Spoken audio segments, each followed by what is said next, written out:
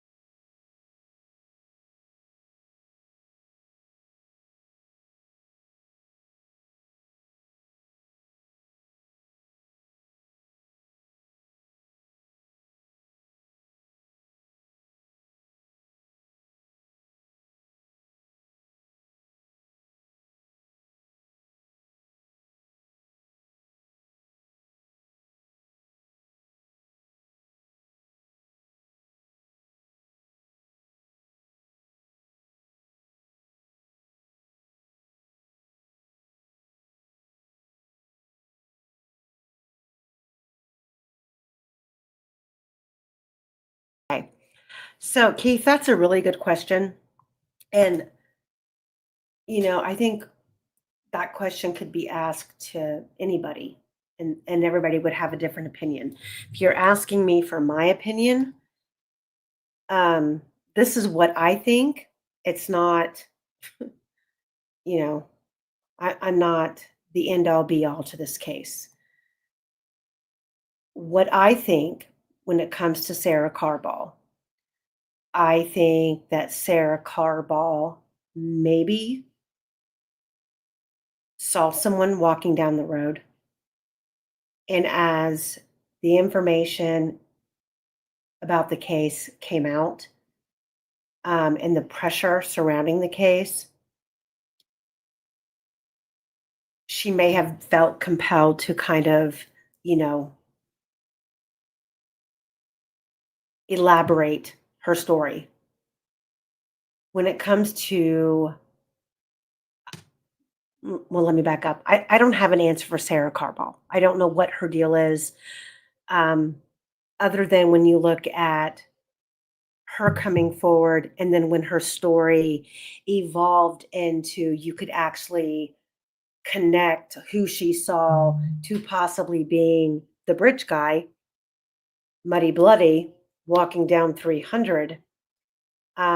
You also have to keep in mind the reward money and the fact that she got up there on the stand and said she knew the girls were missing because of an Amber Alert. I mean, stop and think about that for a minute.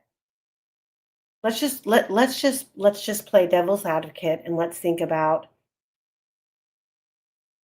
I understand that Andrew Baldwin and Brad Rosie had their hearts believing in what was in the discovery. Let's not get away from that aspect of it, from this case. They and really Odinism is not really a thing. It's more of a Norse pagan, neo-paganism um, type belief.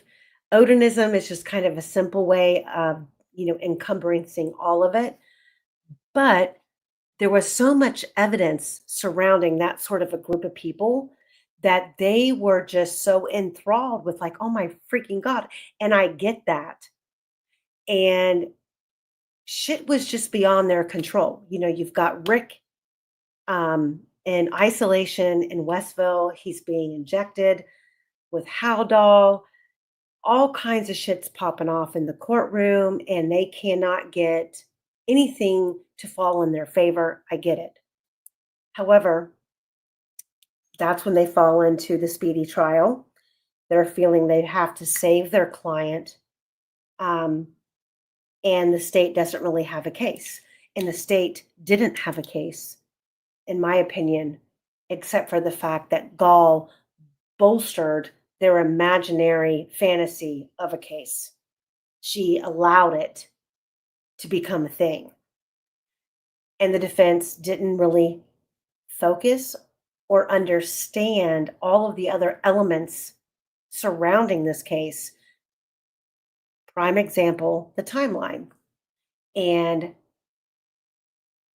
Sarah Carball was a minor issue if she would have been handled correctly. The simple fact that you've got all these people that she even describes. She describes hair color, she describes shirts. She says she drove by the trails 4 times that day, and all of these people are out there, and I think, don't quote me, I'm thinking that she said someone looked frantic, and then she wants you to believe that Mr. Muddy and Bloody is walking right up to past this group of people, and yet he is not seen by any of them, and he's not seen on the Hoosier Harvest Store camera. That was not hammered home at all whatsoever. It was almost like the defense team wanted to, for lack of better terms, pussyfoot around every single witness. They they just didn't confront them.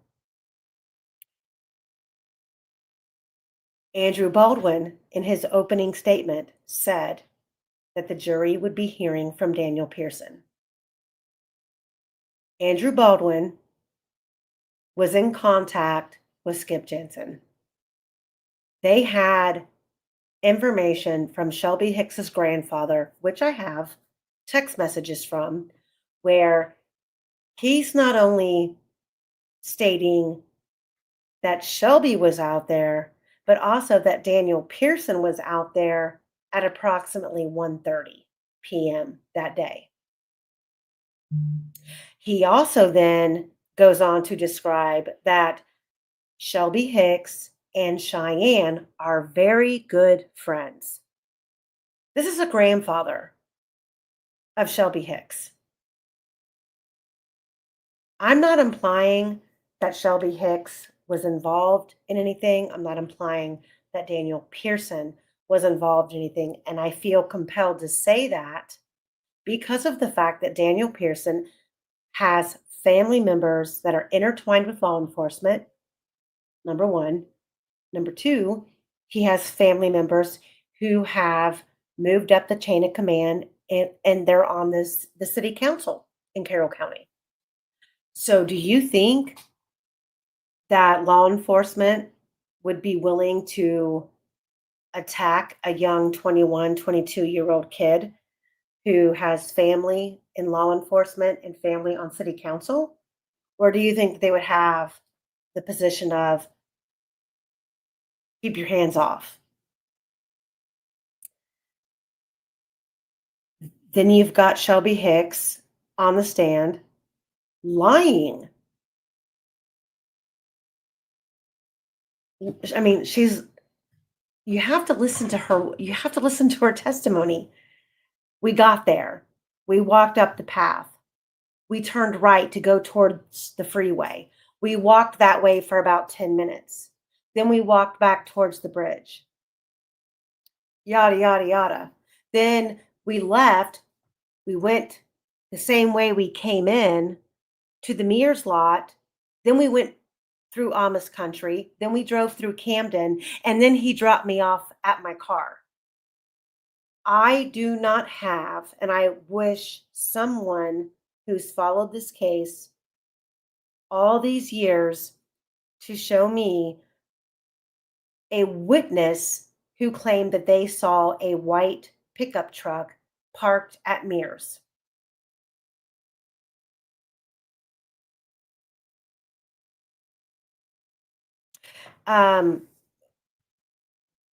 Pearson had I think there were two family members of him that were, oh, Michelle, good Lord, honey, I love you.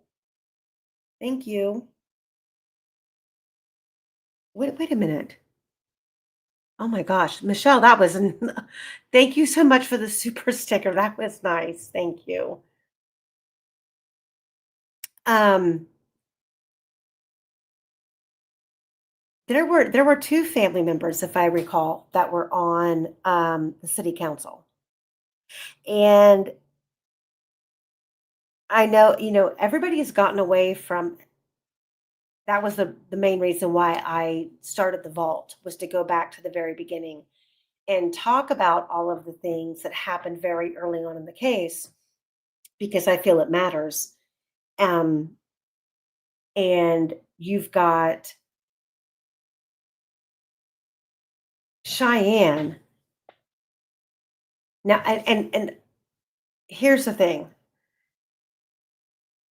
When when someone says, I ran into a friend I went to school with, does that sound to you like an acquaintance that I went to school with? Or does it sound to you like a good friend? Because to me, it sounds like an acquaintance. Like I ran into some people I went to school with. Like I recognize their face. I know their first names, but can't really remember their last names, maybe. But for Shelby Hicks's grandfather to say, Shelby and Cheyenne were really good friends, but they both, Hicks and Cheyenne both, made it very clear on the stand at trial. Well, I didn't know that she was going to be out there. I didn't know that she was going to be out there. Really? And why was Cheyenne telling people that she ran into a friend who had a child with her husband's brother? Who is that? It's not Shelby Hicks. It's not Shelby Duncan. And the name Cheryl Loeffler has floated around. And Cheryl Loeffler has a child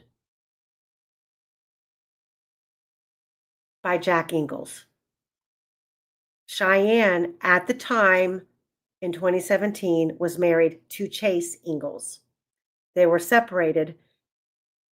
And how many of you remember Cheyenne claiming that when she got to the trails and she started walking towards the bridge, she got a phone call from her boyfriend? And if I remember correctly, she said he was in jail. And then by the time we got to trial, it was now a robocall. So raise your hand high if you are out enjoying the sunny February day and unseasonably nice weather and you're walking on a trail and you answer a robocall.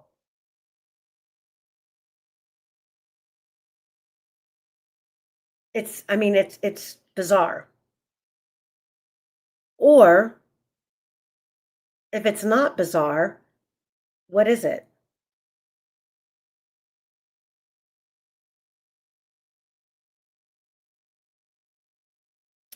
And Jared says, I'm sure it was Cheryl. But I mean, you're sure it was Cheryl where?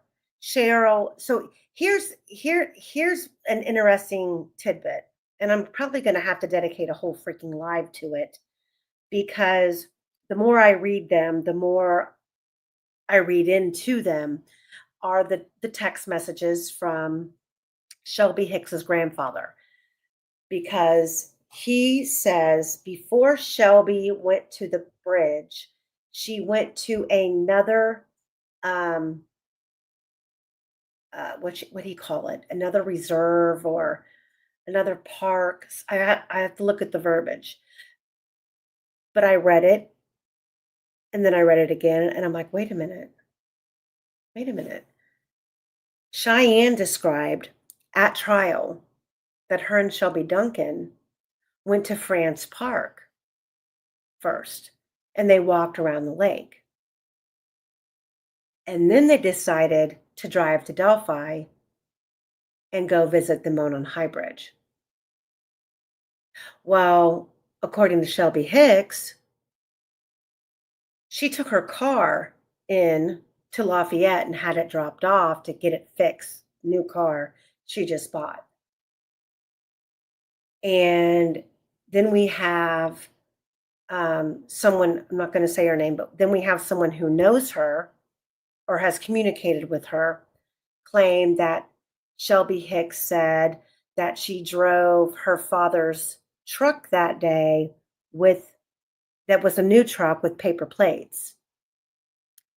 Okay, so if you drove your dad's truck with paper plates to a dealership to drop off your car, were you driving both cars at the same time? Who was driving your car, your 2004 Impala? Who was driving that car? And who was driving your dad's truck? And why do we have witnesses that have drove by Mears lot claiming that they saw a white vehicle with paper plates along the side of the road, which is exactly where you described that you parked? Your car was silver, could be mistaken for white or an off-white. You made numerous statements that you had to go into law enforcement to clarify your vehicle and why it was where it was, which kind of explains that if you got to the trails in your 2004 Impala and there were cars in that lot, which that lot at Mears lot only fits 2 to 3 cars, and like you said, you had to park along the side of the road, and when you left the trails, you left with Daniel in his car, leaving your car with the paper plates sitting by the trails, which would explain why law enforcement knew the car, knew it had paper plates, but wanted to talk to the driver of the car, which would have been Shelby Hicks. Why was the car left there? She had to go in and explain it. That's what her grandfather said. They wanted to know why her car was there and left where it was. Michelle Weiss, publicly known, drove by the Mears lot at 3 p.m. and described Shelby Hicks's vehicle parked on the side of the road with paper plates. So why would Shelby Hicks tell somebody that she thinks isn't really knowledgeable of the case that, well, yeah, that day I drove my dad's truck, I dropped my car off, I drove my dad's truck down to downtown Delphi and had lunch with some friends and then went to the trails. Well, what friends? Did Cheyenne and Shelby Hicks leave France Park and before going to the trails meet you in downtown Delphi? And who else was with your group?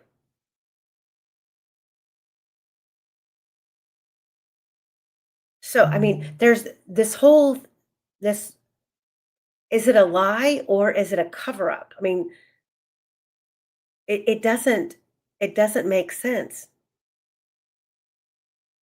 Keith, you said when did Shelby get there in her dad's truck? Shelby's story has changed. And to be honest, I don't even know I don't even know if she knows when she got there. And furthermore, she's familiar with the trails. So if you're going to park at the Mears lot, why would you park at the Mears lot only to walk up to the trail and then turn right to walk all the way out towards Freedom Bridge when you could have parked out at Freedom Bridge?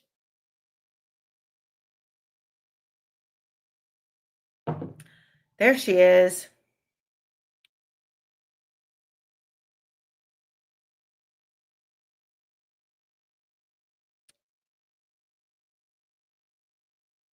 Veronica, if you want to come up and chat, I'll bring you up. Another thing, Anna, you're talking about Chelsea. How many of you guys How many of you guys have listened to what is it called? I think it's called Crime Scene. It's a podcast that Kelsey German and Bree Wilbur helped produce. And in that podcast, Kelsey German claims that her and her boyfriend went to downtown Delphi and had lunch that day after dropping off the girls. And I'm like, okay, so she dropped off the girls. She went to her boyfriend's house.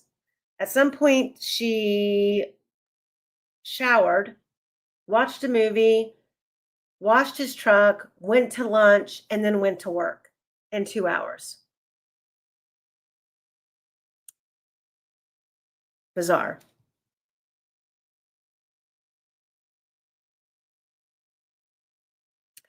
So, okay. Veronica, give me just a minute and I'll drop you a link. So Veronica's here. She's going to come up. She's had a little bit of communication with Shelby Hicks. And I personally haven't gotten the whole version of the communication between the two of them, but I do personally believe that there were when we're being told that it was Shelby Hicks and Daniel Pearson there together. Then you've got Cheyenne and Shelby Duncan there together. And they're all, other than Daniel Pearson, they're all from Monticello. All of them are from Monticello. And they all have connections to some really not so nice people. And it's just bizarre to me how all of them end up right there at the north end of the bridge at the same time on this day and see nothing. I think Cheyenne's photographs of the bridge that day are bullshit. According to her, it's almost 3 o'clock in the afternoon and it's foggy like it's 7 o'clock in the morning. I feel like it's bullshit. Daniel Pearson is out of sight, out of mind for a reason. Yeah. Streets.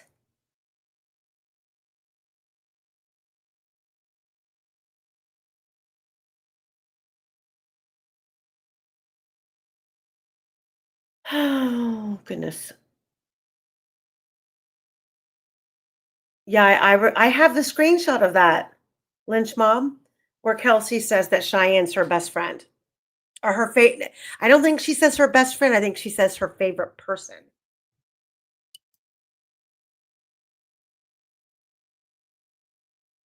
Hey, Shabugs. All right, Veronica, I'm going to drop you a link. Do-do-do-do-do-do. So I'm dropping the link for Veronica. I don't know if I'll be able to, I'm sure we'll be able to hear her. I just need a new computer is what I need. I have so much stuff on here and I'm afraid to delete anything or to do something I don't know what I'm doing and lose stuff. So I would like to savor this laptop, set it aside, and just get a new one. Oh, thanks, Shabugs. Oh my goodness, he is so cute.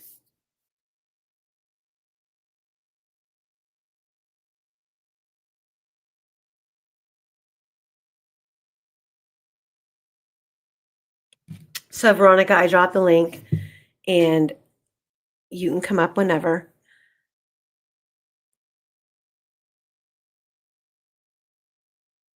You guys all thought I was going to go on a rant tonight, didn't you? About some specific people. Not going to happen.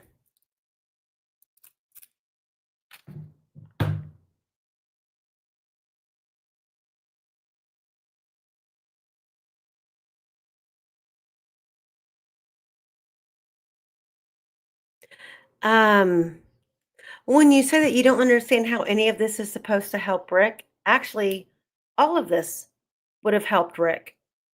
Basically, imploding the timeline and proving that at the time the girls were on the bridge, there were these people all right there. That would have helped Rick. That's that's facts. And I mean, there was a Reddit post the other night that was spot on, and they were talking about the fact that Cheyenne's testimony,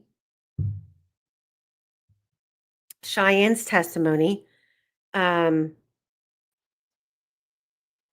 she stated that law enforcement showed up with, or I'm sorry, no, the FBI called her because her phone was in the geofence. This was within weeks of the girls being found, which means that the way that they made the way that the state presented it was that it was like a long time after the fact that they were actually starting to collect geofencing information, they had it within 3 weeks of the crime. I mean, everything about this case is just shrouded in like lies. Hey, Veronica, or Unhushed Chaos. How are you? Hi there. Good. How are you? I'm good. Good, good, good. Yeah, so it's it's confusing, and it's something that I've not been able to grasp about everyone that was supposedly there, but then later turned around and say that they weren't there, or they were never spoken to by Ellie because they said that they had enough already. Or just if they did speak with Ellie, then they didn't seem interested to hearing what they had to say. It's all just a bit weird how they pick and chose who to speak with and not to speak with. So out outside of the four that we're talking about, both Uh-huh. Shelby, both Shelby's, Daniel Pearson and Cheyenne, and excluding um, David McCain, who else was who else have they admitted to being there that day? Oh, a lot of people. I even mentioned that I know I mentioned about girls being at the bridge already when Rick was supposedly arriving. And but I think there were two sets of girls that left to go to a park to play basketball. I think there were two sets of those girls. And Well, we know that they there was a set of three who were that there. metaphors that metaphors. Um, I don't know about, and that could be. I know that Emily Collier was within that group, that Uh-huh. three, um, that they went over to play basketball, and then there was the group of four. But Yep. there's also another group of girls that were out there. Yes. One being a Kay Harper, and I mean, she was there. She spoke to How law old enforcement. how Huh? old was she? How old was she? She was young. I would say she Yep. was about Abby and Libby's age. Yep, yep. I think that's one of the parents that I spoke with And that told me that they were out there. there was her, she was with reportedly one or two other people. And the parent has said, I know she was there with this person. That name is a Brianna. And the other person, the mother's said she did not know. I don't know about her if she was there with them or not, but this person, whose last name, guys, go ahead and write this down. This girl's last name is Bridge, Right. and she is on Libby's friends list. Yep. Yep. So these are not imaginary people, but um, And it becomes hearsay because it wasn't like what the person saying in chat because Ellie didn't do anything with their information. They never really made it public. It really wasn't investigated and it wasn't brought up in any of the filings or at the trial. mhm. And So it here and the one thing that I want to say or explain to the people in the chat is you have to understand that this case, look at how much this case means to all of us. And then when you Yep. look at the people who live there, who have been dealing with this nonstop since it happened, since 2017, Right. it is like you have to deal with these people with really soft care gloves to get any information because they feel like the second that they say, yes, I was there, yes, I know this, they become a target. Yep. And they don't want to talk. So when I am saying this person's name is Brianna, it's because I was never given a last name. They didn't want to give me a last name. Um, and we have to tread lightly with these people and respect the fact that they have been hounded and they're scared. They live right there. They're scared. They don't want to be involved because look at what happened to everyone else whose name has been put out there in the public. And Right. and I think that we're all to blame in that aspect because we We talk are. about it. Um, but ultimately, this is law enforcement and the courts doing because there's been no transparency. They None. don't they don't answer Well, questions. They don't nothing. I have to disagree. I think they were very transparent in the beginning. The problem They- was once it really hit, like like on the news, no, not necessarily. For the surrounding local news, like in Annapolis and all those areas. No, I don't think that they were necessarily transparent, but the police officers, the law enforcement that was in Delphi, speaking with people, they were very casual and relaxed because that was even my experience. Every time I flew in, I never went there to say, "Oh, I'm going to go talk Delphi," but it always ended up that way because it was such a casual conversation. And it was like done in a way where, it was so casual. You would have your pauses, you would have your thoughts, you would, just sort of go with the flow with the conversation. It was and I not whispered,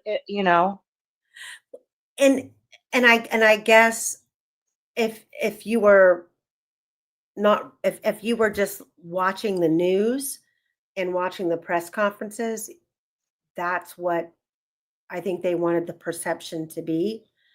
But now that we have the real information about where this right. case is going from the first week on and for weeks after, we know now what they were really focusing on.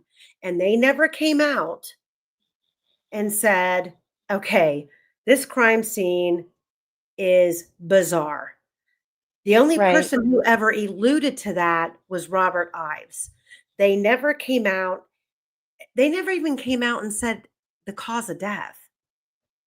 And But they did locally. That's what's so bizarre. I Now, I'm mean, not saying every local knew, but like I'm not a local because, I just fly in. I just, but and I visit, but it's not like, oh, well, I think the locals knew because it was reportedly a local like Pat Brown who found them. The rumors spread from there, but even Erskine, who was a her family member, skin. when Yeah, his description of the crime scene was inaccurate. He said Abby was um, like posted up on a tree, looked like a doll, wearing the same clothes that she had on in the yeah, bridge photo, and that's and the hysteria of it all, I'm not going to hold them accountable to every single detail. It's just I personally, and I respect your opinion, and you were in and out of that area at the time. I was not. right. Um, But you're but right, publicly, no. Like national, like whenever they would do their conferences or, no, they were very closed off and riddled and you had to figure out what they were even trying to say. So no, I agree. Like that's where there wasn't transparency at all. Like you had and to I be there. I think You that they I yeah, think that they would have handled I think if and that is where but and it's not and it's only gotten worse. I mean, it really has Much. only gotten worse since the beginning of this case, and Well, once Richard Allen was arrested, you didn't talk about it anymore. In fact, I got snapped at like, no, we don't know. I was like, oh, yeah, well, like it became a non-subject that you discussed. And then I found that odd. Like, wait a second here. Wait, what? Like, no, because before, like when I would arrive, it was just such a casual talk. Like they were still like trying to process even the way that the bodies were, because they were just like, this wasn't an argument, or some sort of conflict, and then things went wrong, and you know, they took it out on the girls and then left. They were like, this said something. This scene said something. And that was said from the very, very, very beginning. From the mhm. very beginning. And I mean, there's so many different facets to this case that, I've never been willing. I will, I will say this. I don't believe this was random. I don't believe this was a lone wolf. I'm not I don't. willing, huh? I agree. Um,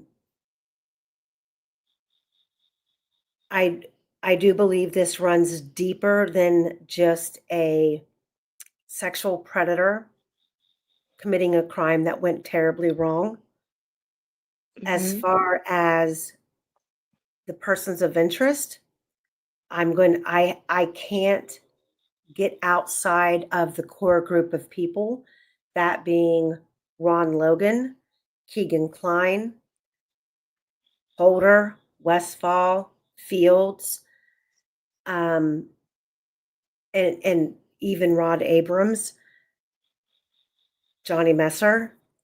It's very hard when you look at all of the facts of this case that you know it's very I don't know. I don't know. Sometimes I have no words because it's so mind-boggling how you can have so many factual people, factual information that can literally be true in any direction. And what happened here? Oh, there you are. Did you get bumped out? I did. I was like, what happened? It was, um, no, I think it goes, women just made a good point, and this is something that I used to say too. The rumors started when they were missing. That's when the rumors actually started. And if you take every single one of those rumors, it tells one big story. And the crazy thing is, Amy, those rumors also line up with the POIs that were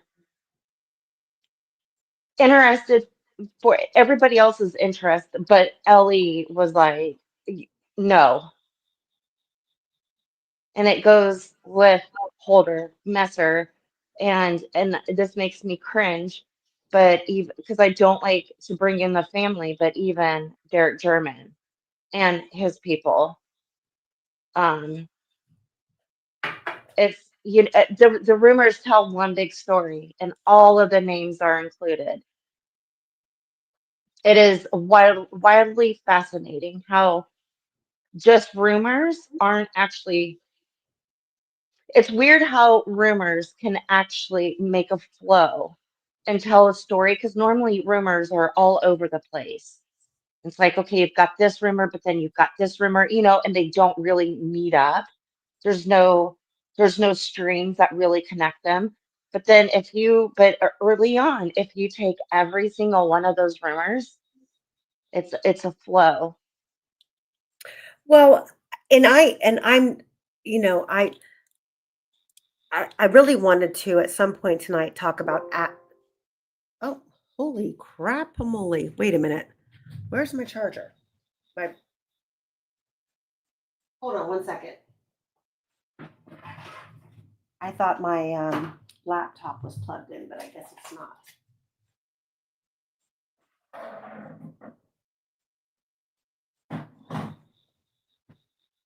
So I really wanted to tonight. At some point, I wanted to talk about Ashley Garth's case because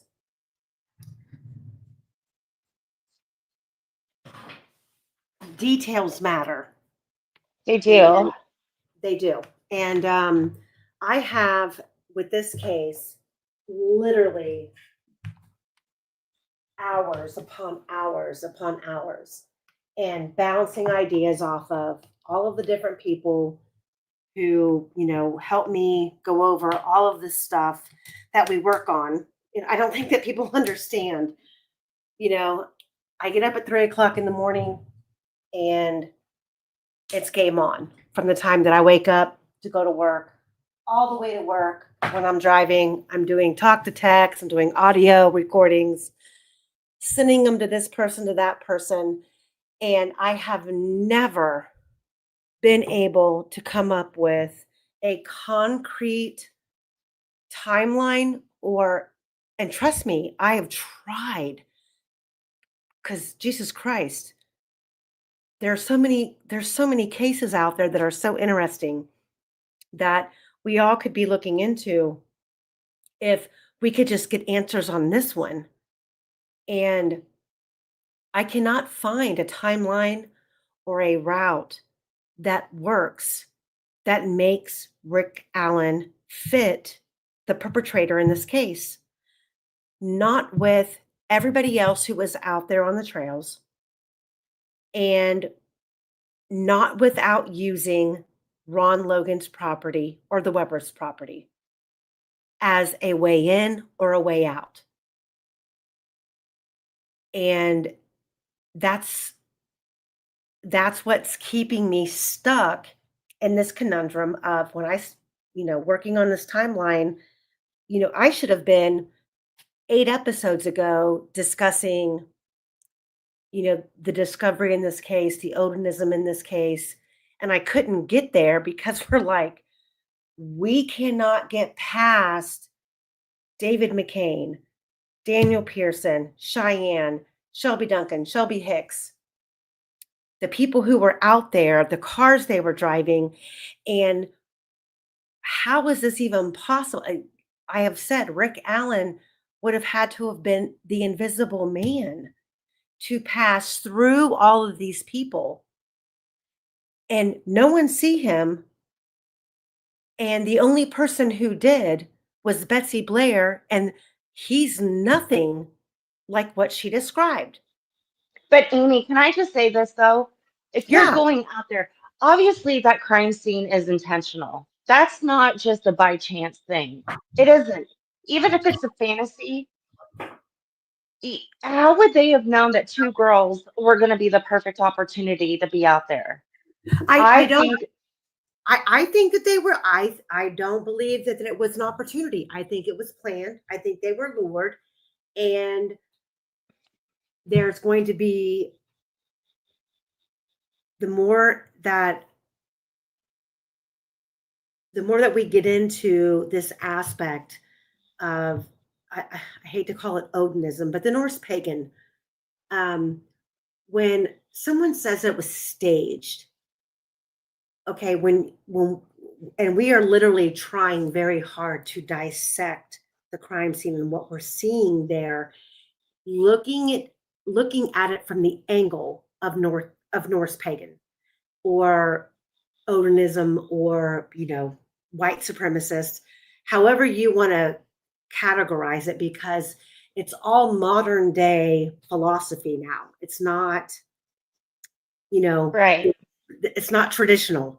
It evolves, and it's all custom based on what the individual who is performing these acts would be thinking. And, they all, like Brad Holder, he has his own interpretation. Patrick Westphal has his own interpretation of what runes mean or binding runes, etc. But it would take someone with real knowledge of that to mimic a crime scene this in depth of if you look at the crime scene as a whole, all of the aspects of it, the tree, the sticks, the body placement, the blood pooling, the sticks over the blood pooling, the location, the water, the terrain, um, the nude, the dressed, it all has significant meaning. And it's just like this case as a whole. Are we dealing with a fucking mastermind of coincidences? Or is this Oh, just according. or is this just Hmm. random? No, Is that and then this Mino just made me think of this. And then you have the murder poopies coming out with their book, and the first thing that they put before chapter one is Second Estrada 5, chapter 5, verse 5. Oh, awful. That they mocked the crime scene. I am convinced they mocked the crime scene because this isn't in the Bible. This is one of the books that was written well after, so it never made it into the book. And a way it talks about blood on the trees, the turmoil, death, good overcomes evil, the stones making the sound. I, the blood dripping from the trees. They totally mocked the crime scene. I'm convinced that's what that verse means. I'm well, convinced.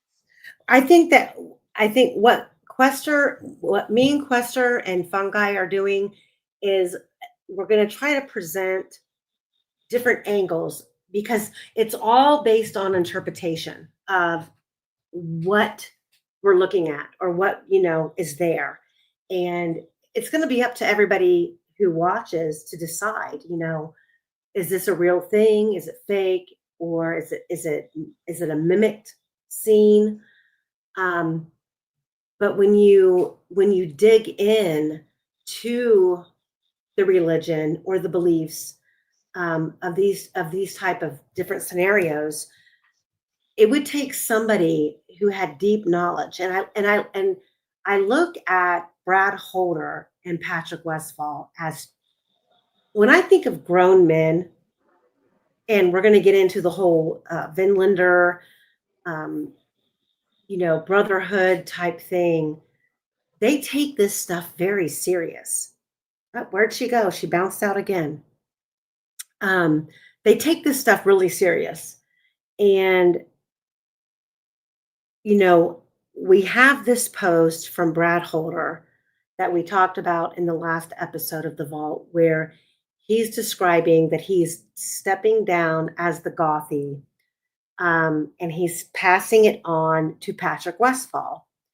And now he's going to be, going out and having all of these meet and greets, trying to recruit people.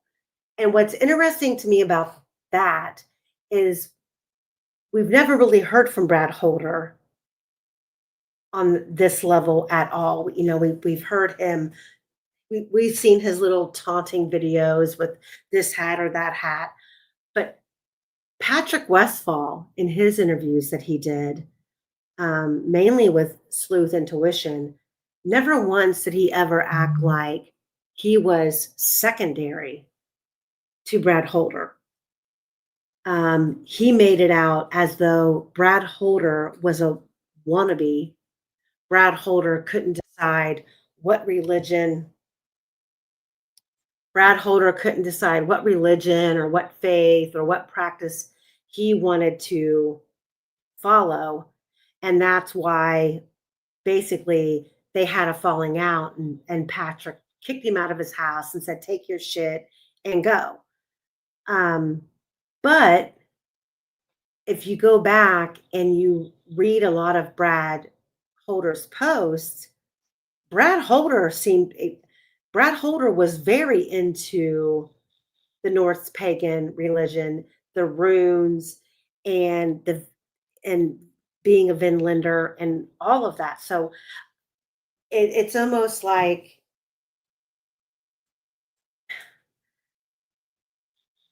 I feel like they're both liars. And I don't know. It's just I anywho, Veronica. So let's go back to Shelby Duncan. Okay. Hicks? So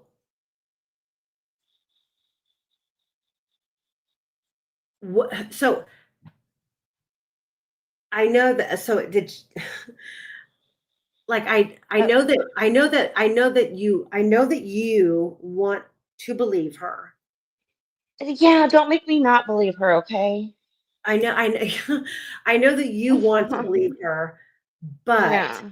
now that the trial has happened and you know what she said to you face to face, and now that you I was, know what she testified to, mm-hmm. and believing someone doesn't make you a bad person or stupid. It makes you a human being. And so don't Could feel could she have been telling me the truth, but then maybe someone got into her ear, so she switched it a bit at trial?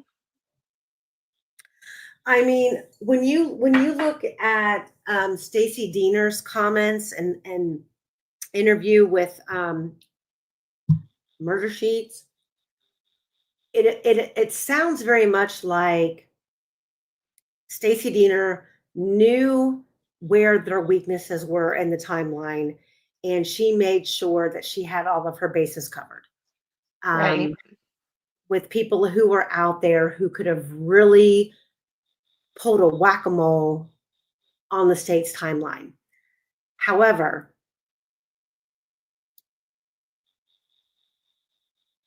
there's there's too much confusion about who was there, and just tell me one name outside of the four that Shelby Hicks said was there with her, with Daniel, or with Cheyenne, any of them, because I have classified groups, some from Monticello, from some from Kokomo, some from both. Uh-huh. Is there Did she ever say anything to you about Daniel's fiance showing up? No, well, she did say that she wondered if, okay, let me go back from, let me just go from the very beginning. Okay. Okay. So she told me, and she told me that she had dropped her car off, and she said morning time. I don't know, like, she never told me a specific time, just just morning.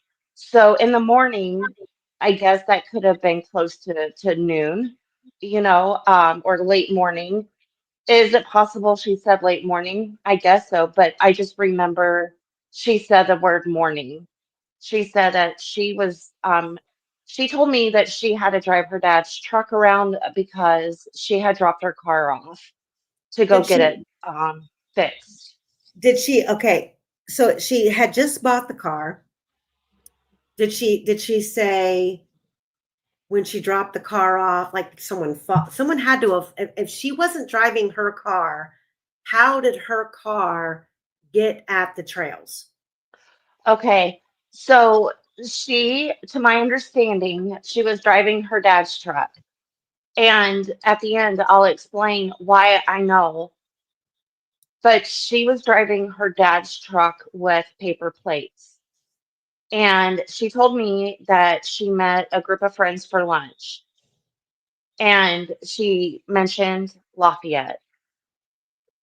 And Well, then that's where that is where the dealership that she talked about at trial, that is where the dealership is in Lafayette, which is about 25, 35, depending on the time of day and your speed of not travel. no, not if you know like the back road routes like I do, Mhm. it's not very long.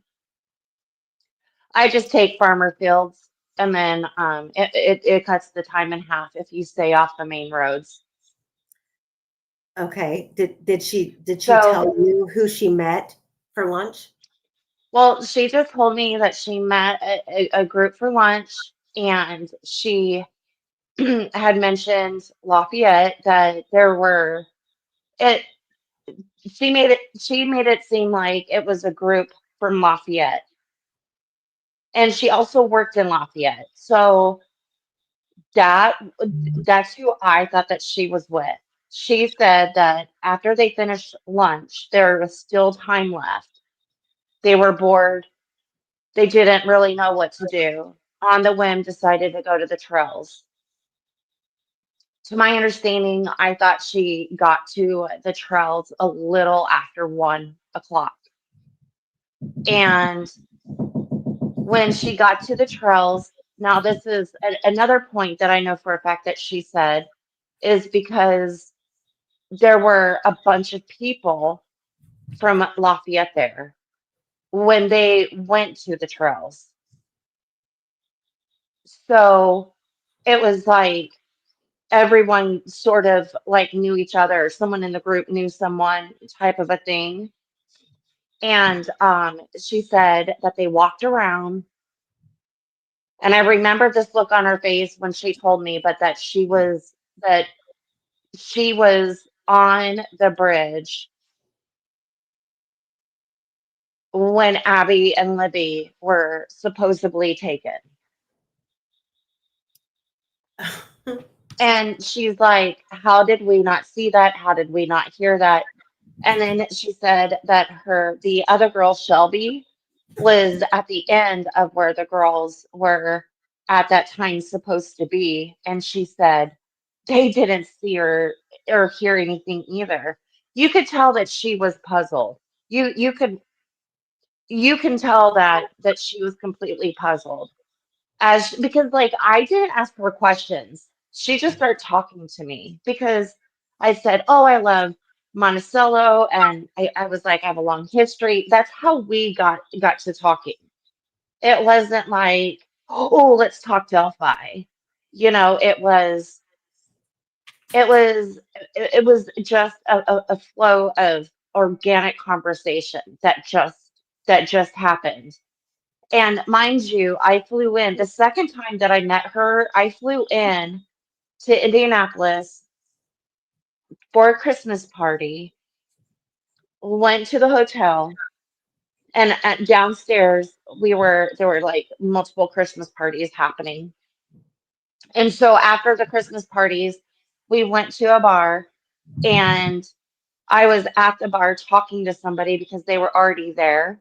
And this gorgeous girl just starts talking to me. And again, I was like, oh my gosh, we've met before. So that happened in Indianapolis, that the Tilted Kilt, or whatever it's called, I think is the bar that we were at.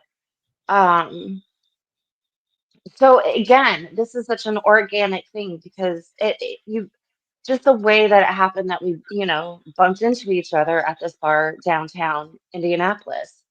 And I am telling you, there was like no drill. I just let her talk. And the whole time she just looked like a sense of guilt, not like guilt that she was part of it, but just like a guilt because she said that she was on the bridge, supposedly, when all of that happened. So okay. Did she And did she imply to you, and I'm asking this because it's what she testified to, was that I Daniel can, was her I, Daniel was her boyfriend? no, No, So that wasn't no. early. So, okay, so this is the thing. So she told me that she was at the trails and that she should have been on the bridge. She said they left the bridge area, was back on the trails when her dad called. So she had to leave to go get her car because she had to go pick up her dad to go get her car.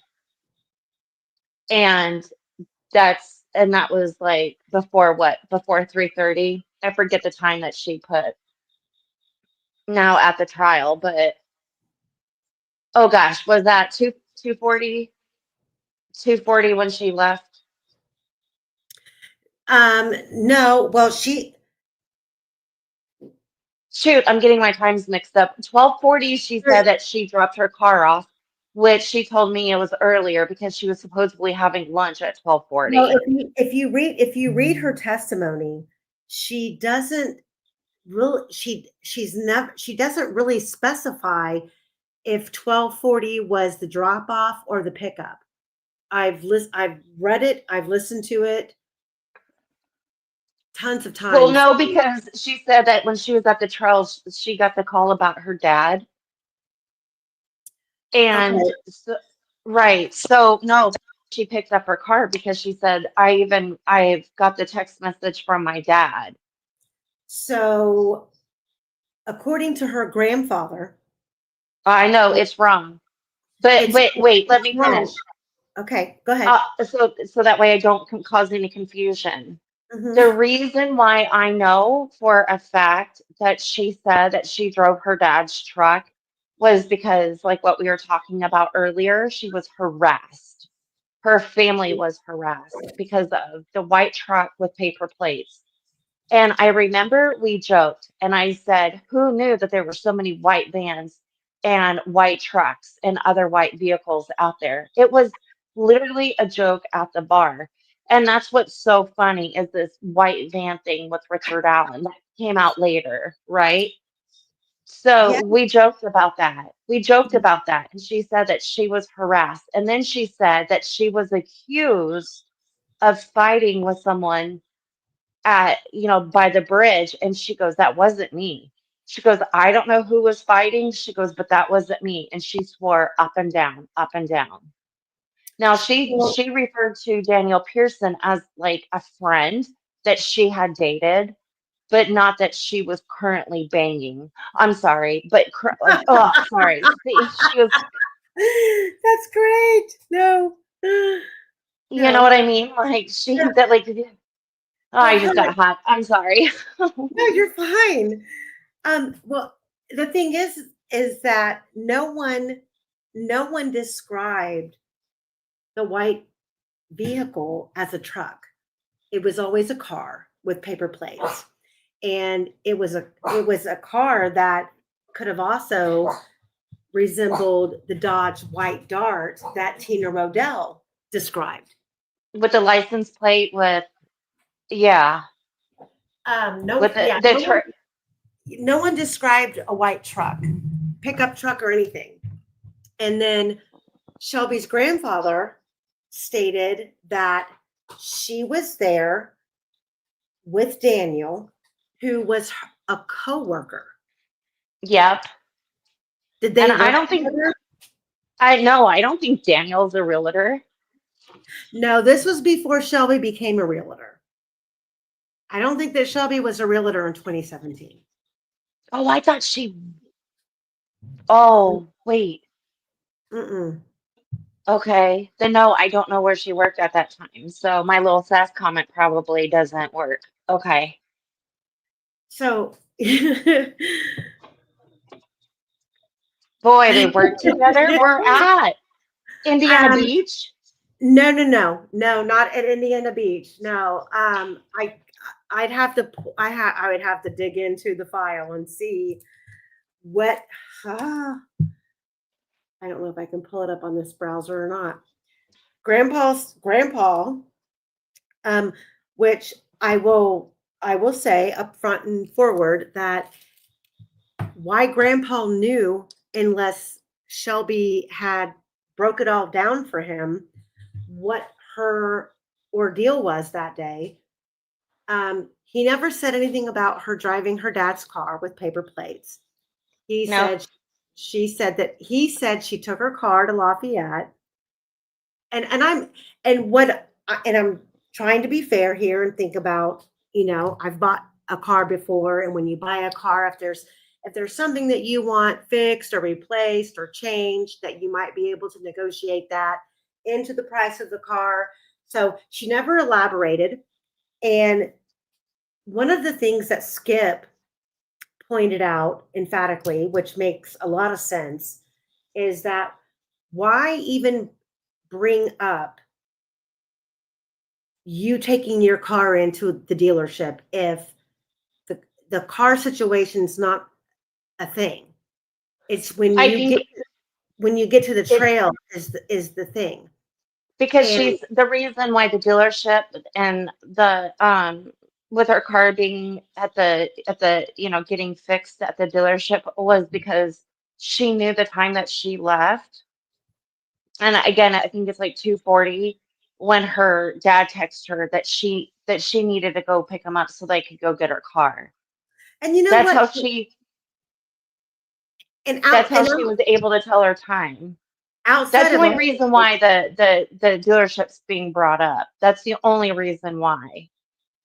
well, outside of all of this, if the investigators would have done their job and pinned this down, this wouldn't even be a question. And I mean, the defense team could have even done that. I mean, when you buy a vehicle and you take it into a dealership, there's a record. I mean, my mother passed away 7 years ago, and I know. I used to take her car for her to Honda, and they would do tire rotations, oil change, and Hmm. every single time I would put the receipt in the printout in her glove box, but I could call them and say, when was the last time I had the oil changed? I mean, all of that could have been accounted for. And Right. I'm not saying that Shelby's involved. However, Shelby may have information that, Could be helpful. yeah, that could be helpful. Um, But it's what's weird though. So I'm wondering if Shelby left everyone because again, she told me she was with a group of people. who? Okay, I'm wondering. tell me. Can you tell me who? She Who? never gave me names. So if I talk to her again, that's one thing that I want to try to bring up. I talked to her once after, but she wasn't in the mood. So I knew not to even mention it. Like I wasn't even like unless she brought it up, like there was no discussion. But I am gonna try to get that information. Um but my point is I think that it's possible. I would like to know what time that this car was seen because like think about it or maybe I'm wrong, but I'm thinking that she left the trails when her dad called, went and got her car and came back because again, it's like under a 20-minute drive if you take the farmer roads. Hmm. And so I'm because at trial she said that she had lunch and went to the trails with Daniel. Well, that's not what she ever told me. Ever, ever, ever. To my understanding, Daniel was already there. Okay, Hmm. so there's the one thing. The second thing is that in trial she mentioned something about Amish. Now there's not necessarily an Amish community out there, so I don't know what the Amish people she was looking at or what you do, like just drive by their house and gawk and see if you can see them. I don't know, but that's what she said. Her and Daniel, she said it at trial about the Amish people, She and said I'm they drove going. through. She said they drove through Amish country, which I've drove through different Amish countries, which means you're driving through little small nuggets of towns that have little quaint stores. You see horses and buggies, and you know. I like to know where because I've never seen Well, it. I'm trying to look at this from the most realistic part of my brain. So Well, you've they were. It might be an Amish house mixed in with a corn farmer and a cow farmer and an apple farmer and a wheat farmer. I don't know, but it's not just like straight Amish. Well, what I'm think so based on the storyline, okay, and this could very well be she doesn't want to be considered the couple breaker. She doesn't want to be, the cheating person. Mistress, adulteress, whore. Oh, Right. sorry. So, Yeah. right. So at the same time, I'm thinking, okay, what would a cheating couple like if they're coworkers, like her A grandfather loosey tried, goosey. yeah, if they're coworkers and they're meeting out here at the trails, which it's kind of secluded, but it's not, and they want to spend more time together, but they really don't have a place to go. She's living at home. He's engaged. What do? They get in a car and Oh, they drive around. He no, they're not driving around. She's bobbing for balls driving around. okay, you said it, not me. Yeah, bobbing for apples. Yeah. Yeah, that's what's happening. Good Lord. Oh my God. So So do you think bobbing for bobbing apples is really like her like so she just said Amish because she can't say, "Hey, listen, we were driving around random roads and I yeah, bobbed for like they were apples." they were they were trying to spend more time together. I'm just saying that could be the fallback story, but it doesn't change the fact that the timeline beforehand does not add up. The amount of people out there do not add up, and and da- I know. Well, I believe that I've showed this. Daniel Pearson called in on February 14th, mid afternoon, shortly after the girls' bodies were found, and he said, Yeah. hey, I was there. I saw this guy. He's describing David McCain, but he, Yes. but he describes him as having a disposable camera, and he took a photograph of him and his AKA girlfriend without their permission. I have never seen anything, and I'm not saying it's not true. I have never seen anything where Shelby Hicks has ever claimed to acknowledge seeing David McCain. In Or that fact, conversation happened. But see, I thought Daniel Pierce was or he was I thought Pearson was already there. I thought Shelby met him there. But in everybody, court okay, she's yeah. everybody but Daniel Pearson admits that Daniel Pearson was there early on, that he was there between 1 and 1:30. And I'm assuming, and what's so crazy is if he's planning on meeting up with a girl that he's not supposed to be with, and he's at the bridge, which would be on that trail system, that would be a great place to say, well, meet me here. Because if she's been to the trail system before, it's like not like meet me at mile marker 5. Meet me at the beginning of the Monon High Bridge. He's there. Betsy Blair sees a young guy, handsome, clean shaven, poofy brown hair, and she said he appeared to be looking for someone. Yeah. Daniel Pearson never has admitted to ever seeing Betsy Blair. Well, Daniel Pearson is a little wuss because he wasn't even at trial. And that's why, okay, maybe Amy, maybe I'm wrong for thinking this, but like, how would, how could anybody stop anybody to not speak? Like, you cannot just be DP and be like, I'm not talking Delphi anymore. So that means that like lawyers and everybody just backs off and doesn't touch him. No, it makes me think, honestly, it makes me think he's got a deal for something about something.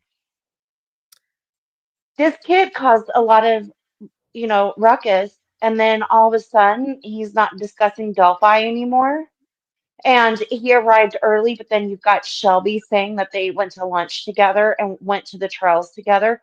No, Well, you didn't, little hoe bag. No, you didn't. she did. Yeah, she never said anything about at trial. She never said anything about going to lunch. Nothing. She said that she dropped her car off. She had to take it, and it was the way that she worded it. It was discombobulated. She dropped her car off. It was, she had to drop it off, pick it up. 12:40 was the time, but she never really indicated if that was the drop off or the pickup time. And the defense attorneys never pinned her down on it either. Then she said, we, we got to the trails. We got out, we walked up, we went right towards the freeway, towards Freedom Bridge. But they didn't go all the way to Freedom Bridge. They walked for about 10 minutes and then they turned around and they came back and were at the bridge. Daniel Pearson made several Facebook posts, I have them, where he is emphatically stating He saw birds him, guy. him and his girlfriend him and Shelby were arguing and she wasn't paying attention. And that's why she did not see David McCain when he walked by. Isn't that crazy? Because she swears up and down. But now, like what you said, that he was out there also with his girlfriend. So it's like, well, how did Shelby fit in there at some point? I don't know. That's what doesn't, that's See, what, and that's what, he's a little hoe. And there's literally no way where he could have had lunch with Shelby. That's why I know, okay, so like 2018 when I first talked to Shelby casually, um, I her story did not really change at all from what 2021 December 9th. And so I don't think she's lying to me at all. I think that something got in her ear because you cannot even just make up this Amish thing. You can't make up going to lunch with people in Lafayette to then all of a sudden people becomes a person and it's DP when DP well, was already at the bridge. there's I mean, I hate to say it, but there's no other way. There's no other way to categorize it because she can't have it every single way without telling a fib. Wait, what? I'm saying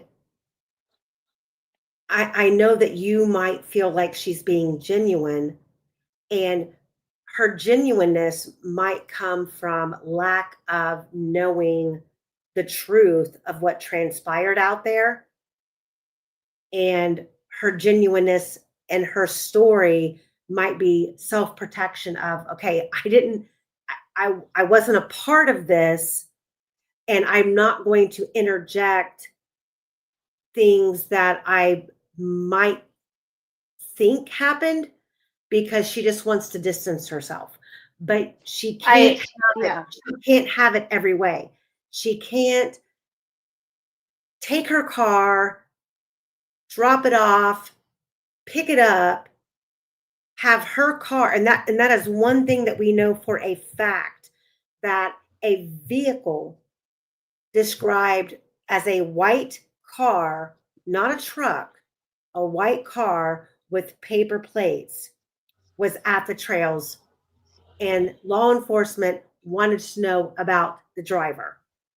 Her Was that gray the Dodge Dart? Because that was supposedly in our I don't know if we're allowed to say the word, but like grape, GRAPES. the Wasn't Dodge that why? Dart, the Dodge there's only one report of the Dodge Dart, and that was by Tina Rodell, and she did take a picture of the car in her driveway, but that was on the 12th, not the 13th. It was on the morning of the 12th, and that car supposedly drove several people: Keegan Callis, Megan Allen, Tyler Joe French.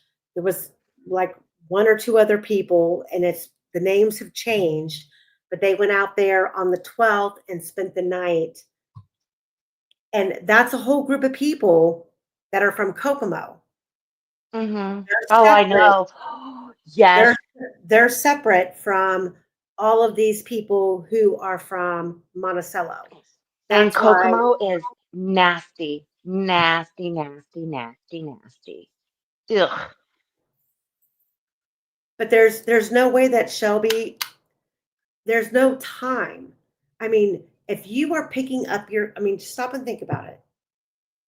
If you are stopping and picking up your car at 12:40, yeah, you got to get there, go in, pay, do whatever, get the keys to your car. Then you're going to drive to Delphi and then supposedly meet a group of people and have lunch. That's at least an hour worth of time, if Mm-hmm. not an hour and a half. She dropped her car off at 12:40, right? Well, that's what she says, but she could have picked it up she could have dropped it off at 8 o'clock in the morning and picked it up. That is why the statement from her grandfather to me stands out, that she went to another nature preserve before she went to the Monon High Bridge. And when you say she went to downtown Delphi and had lunch with a group of friends, we know based on what her grandfather's not going to pull out of his ass. She had a really good friend named Cheyenne. That is exactly what he says. Cheyenne No. testified that her and Shelby Duncan went to France Park before they went to the Monon High Bridge. Is Mm-hmm. it implausible to think that, and this is just me speculating, I'm not saying it's true, I'm just trying to put the pieces of the puzzle together, but if Shelby Duncan, Cheyenne, and Shelby Hicks were good friends and Shelby had to drop off her car, are they omitting the information that maybe Shelby Hicks was with Cheyenne and Shelby Duncan, went to France Park, picked up her car, went to Delphi, had lunch, and then went to the trails?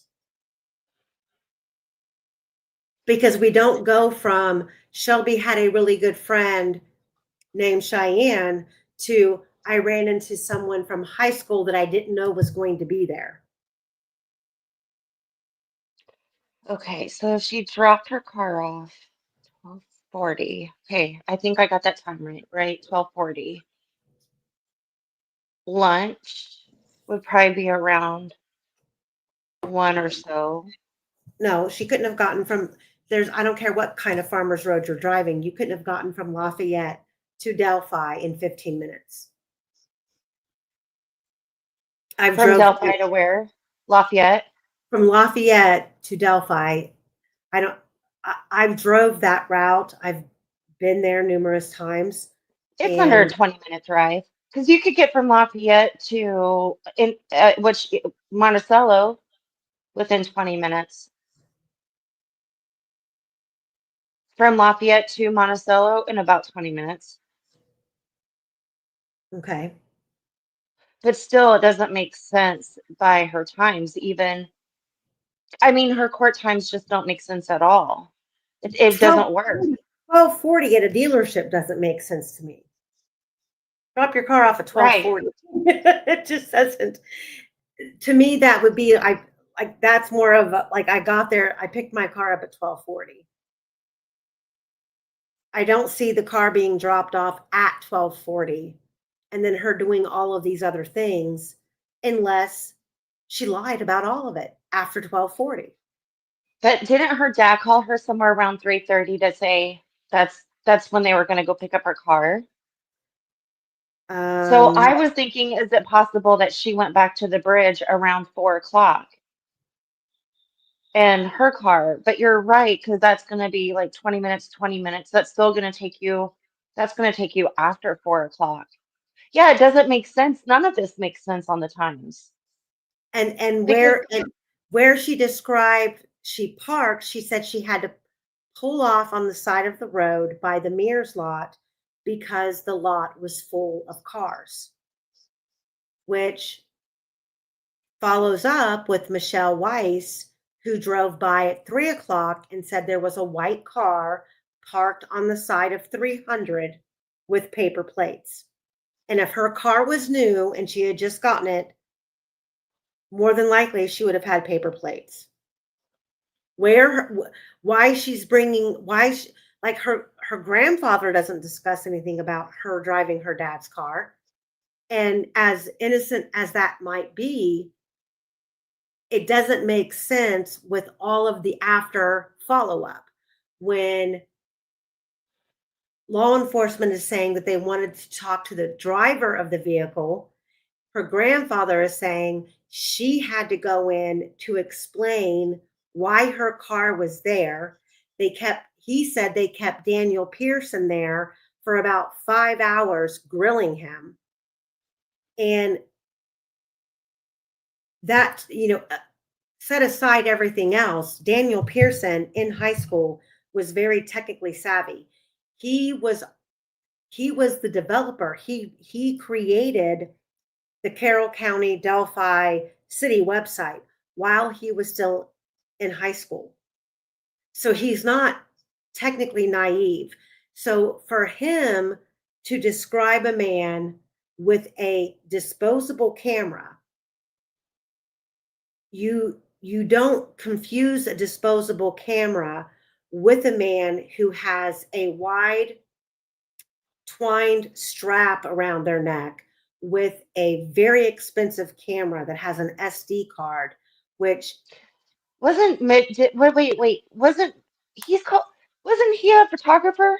Daniel Pearson? I don't know.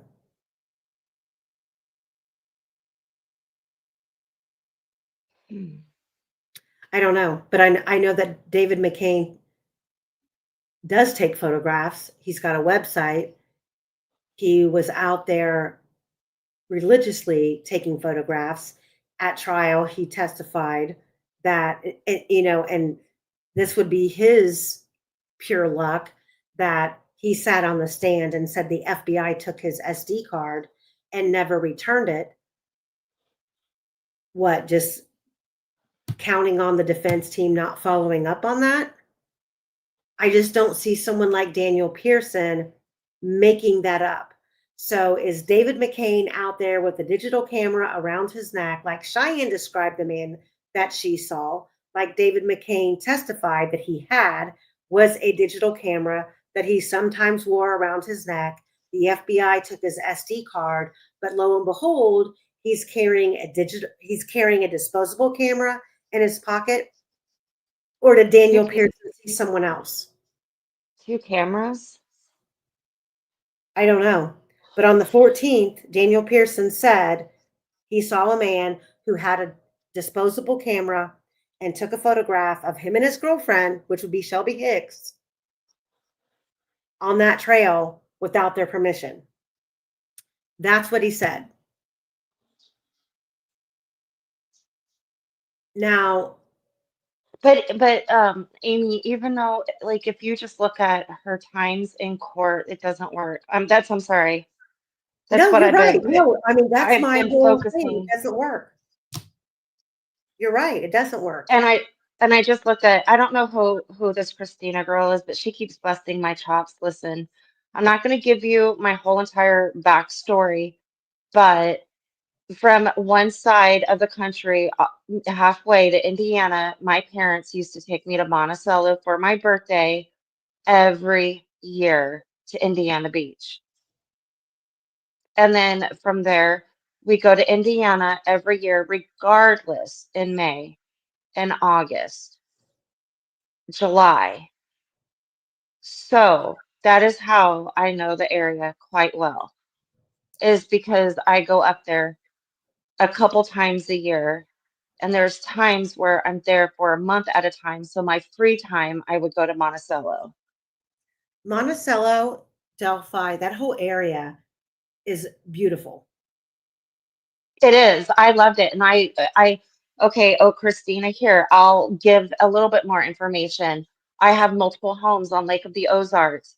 I was thinking of selling a few of them and getting one of them buying another one on Lake Schaefer.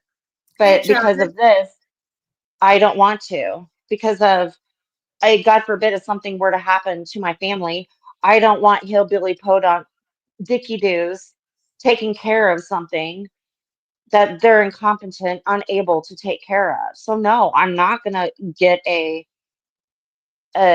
lake house for summer use in Monticello, Lake Schaefer. I'm not doing it.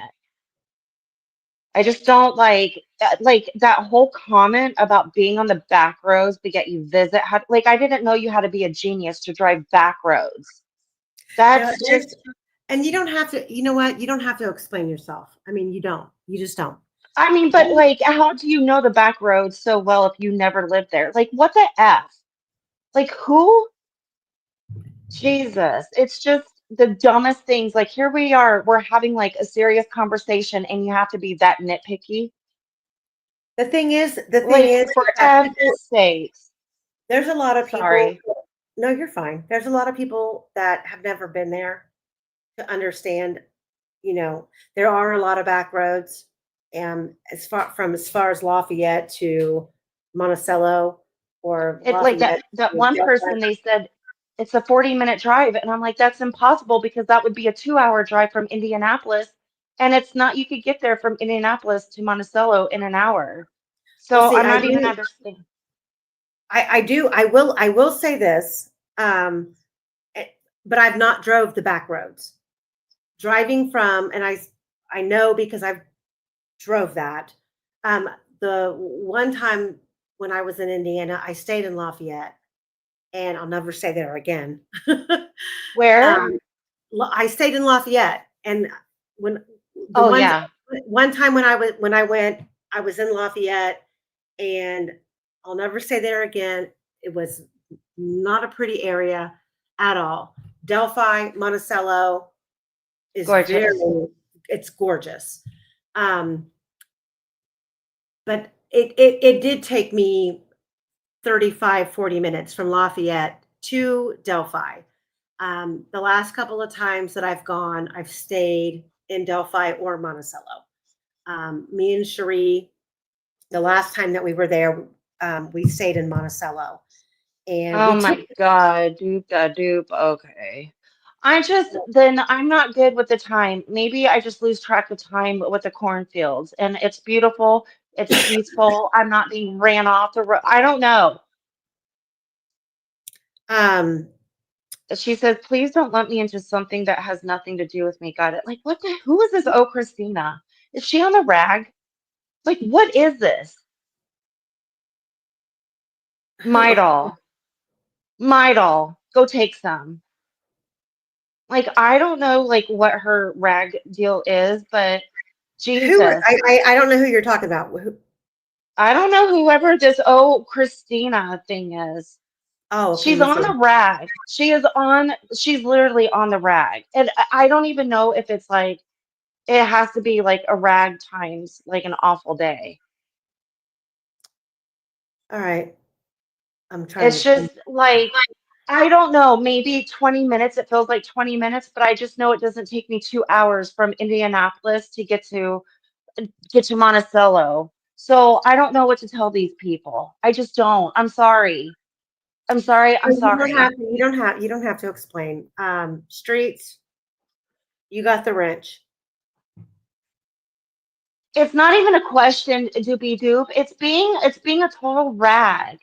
Like we're sitting here trying to figure out times because I'm godsmacked that even like Shelby, I looked at it, but like I'm literally looking at it now and I'm going, even what she said in court doesn't make sense. Why the F didn't the defense say anything? Well, because Why was there? I think that's where the core problem is that the defense was not. I think the defense was completely unaware. Let's get off the chat and the childish comments.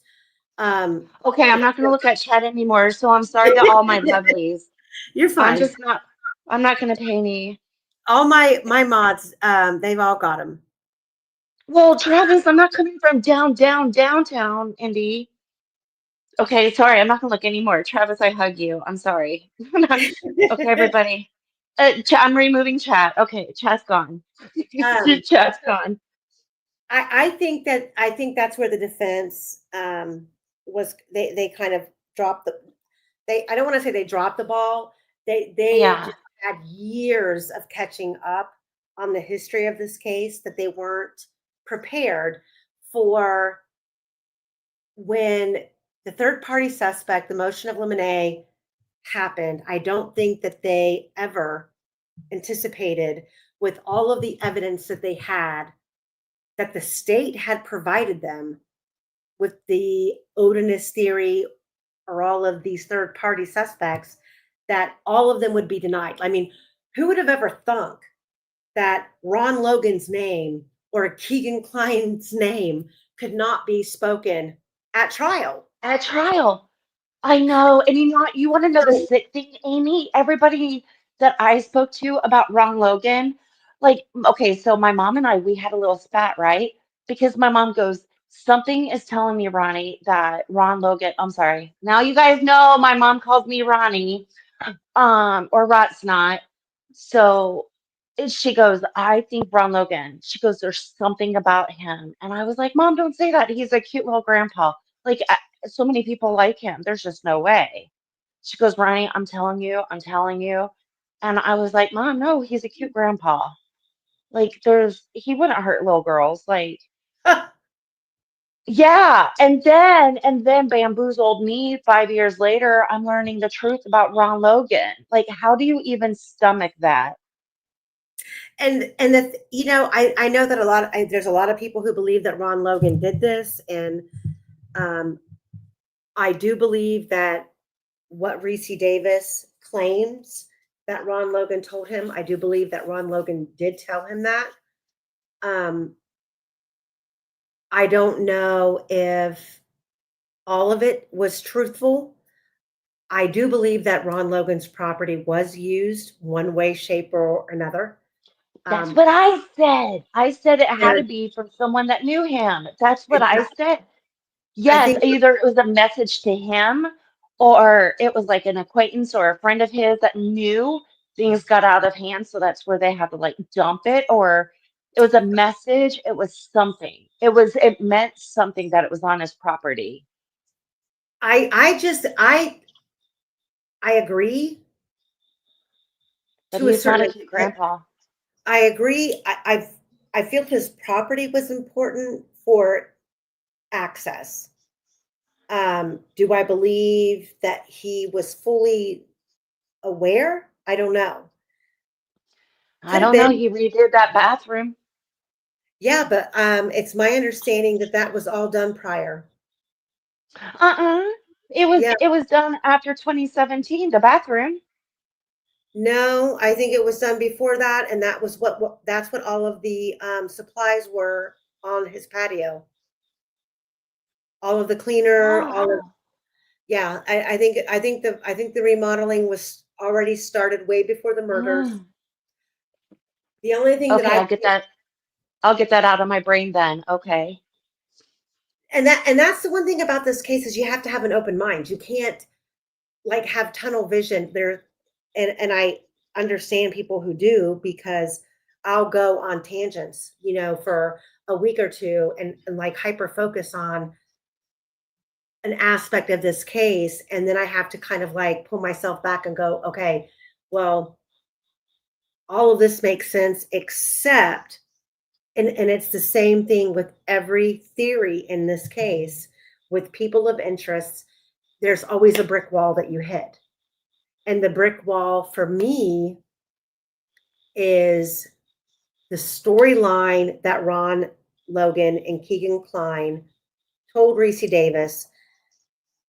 The wheelbarrow aspect of it for me just killed the whole story. But When would we have wheelbarrow, the wheels, the one wheel? Wouldn't that be like in the ground, like you could see a trace of it. Well, That- there's, we have video from the cemetery to the crime scene. And Mhm. to me, okay, you would have to be beyond brazen knowing that there are people out there searching for these little girls, and you are going to load a dead body into a wheelbarrow and try to maneuver the wheelbarrow from the cemetery all the way down to that crime scene. Unless it was nighttime and they didn't see like 3, 4 o'clock in the morning, they didn't see any nearby flashlights, so they quickly did it. I think maybe if you were a serial killer on like your 50th kill, to where you were just really trying to play on the, on the edge of the sword of catch me if you can. But Yeah. I think somebody who, according to Ron Logan, he claimed that it just got out of hand. You'd be terrified. I just don't. None of this makes sense. And then the things that do make sense are so beyond abnormal that you Mhm. fall back on, it doesn't make sense. I know. But Um, just think about it, like, could those girls, a lot of people don't think that the girls were there overnight, but then I don't know, we had that one fireman that said, no, you can't go over here. there's a lot. And Here's the problem that I have with that theory. Not to shoot anybody down about, I don't know. the girls being killed on the 12th, is you have Libby's biological mother stating that she communicated with Libby the morning of the 13th. Hmm. You have phone activity that And is I believe Carrie spoke to Kelsey, or I'm sorry, Libby, right? Before they went to the trails that morning as well. who? Yeah, I think Carrie, her biological yeah, mother, Carrie. Carrie Yes, and Libby spoke too. they were Snapchatting. They spoke. We have And the that's G when that morning Libby told Carrie that she had something to tell her. tell her. But Yes. so yeah, both girls spoke to their mothers. So Sorry, yeah, didn't mean to interrupt. no. You're fine. Yeah, that kind of solidifies it for me now. And then there's the GPS of the phone getting to the trails. I'm not convinced at all that there was only one phone. I believe there were two phones, and that would really help explain the photo of Abby on the bridge that's not in the cache or the camera roll or the Snapchat file. But it doesn't explain how we have all of these people who were out there on the trails who never saw them. I know. I know. No one saw Abby and Libby either. And what Betsy Blair thinks that she saw the girls, but it was a think, possibly, but not a definite. Well, see, here's the thing with that. You've got, so, and anybody who's been there or has got other video of it, prove me wrong. But when Cherie and I went this last, we were there during Rick Allen's trial, and we went to the mirrors lot, and I timed. I literally started at the gate because the gate was closed, so no cars could pull in. So I started at the furthest point with my back against the gate, walked up the gravel walkway to the trail, turned left, and walked to the Monon High Bridge. It took 8 minutes, 0.4 seconds for me to reach the very first plank, the very first railroad tie at the north end of the bridge. So the state wants you to believe that the girls were dropped off at 147, 146ish, 146ish, because they claim that it is Kelsey's car that we see on the Hoosier Harvest Store camera at 149. So if they were dropped off at 146, they claimed Betsy Blair, based on her Fitbit, saw the young bridge guy, clean shaven, handsome, 10 out of 10, brown poofy hair at 153. When you do the math and you do the calculations, it does not add up. And then when you throw in Quester's timeline that we've gone over probably, I think, 3 episodes in a row now, adjusting, manipulating the time frame, there's no way that that works. And Betsy Blair's times, based on what her Fitbit data shows, she was not at the north end of the bridge at 153. And whatever 2 girls that Betsy Blair thought or claimed that she saw, which is incredible to me, because Betsy Blair claimed to be out there doing 3 loops. That is, parking at the Mears lot, walking to the north end of the bridge, walking back towards the Mears lot, turning left, going down the niche, down towards the water's edge, halfway, coming back up. When she gets back up to the trail, she goes left and goes to Freedom Bridge, and then she repeats. But then didn't she have diarrhea? Because she was like 20 minutes, 40 minutes in the bathroom. No, she was only gone for like 15 minutes.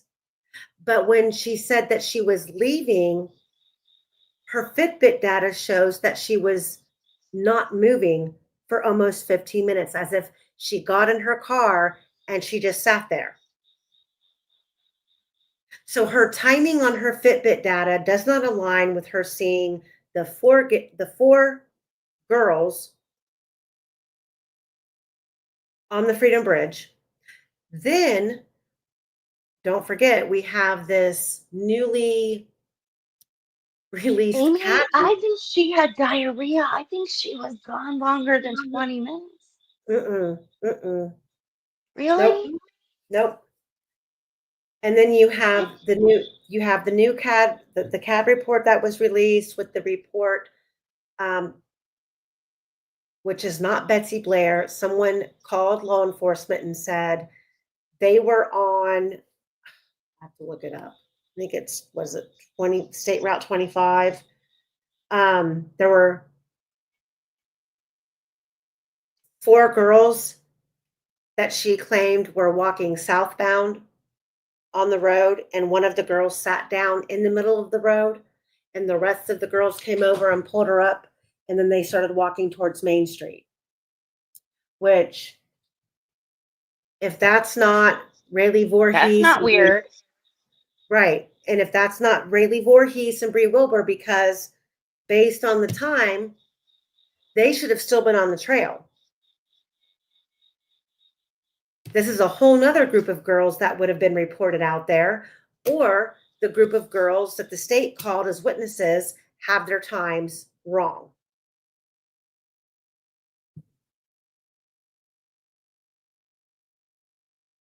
So the whole thing is a mess. Just wrong. It's just all wrong. A mess. And it's law enforcement's fault.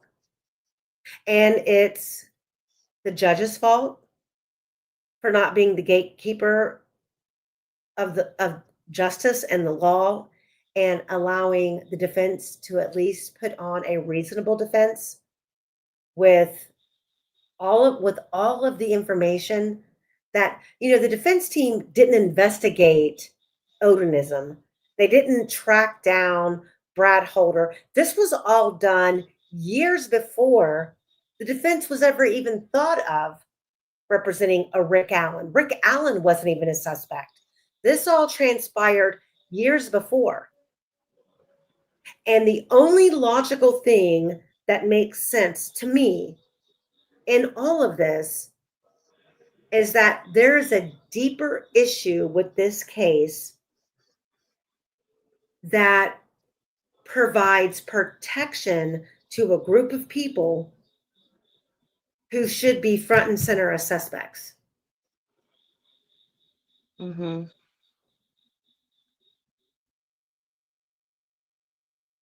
In comes Nick McClelland.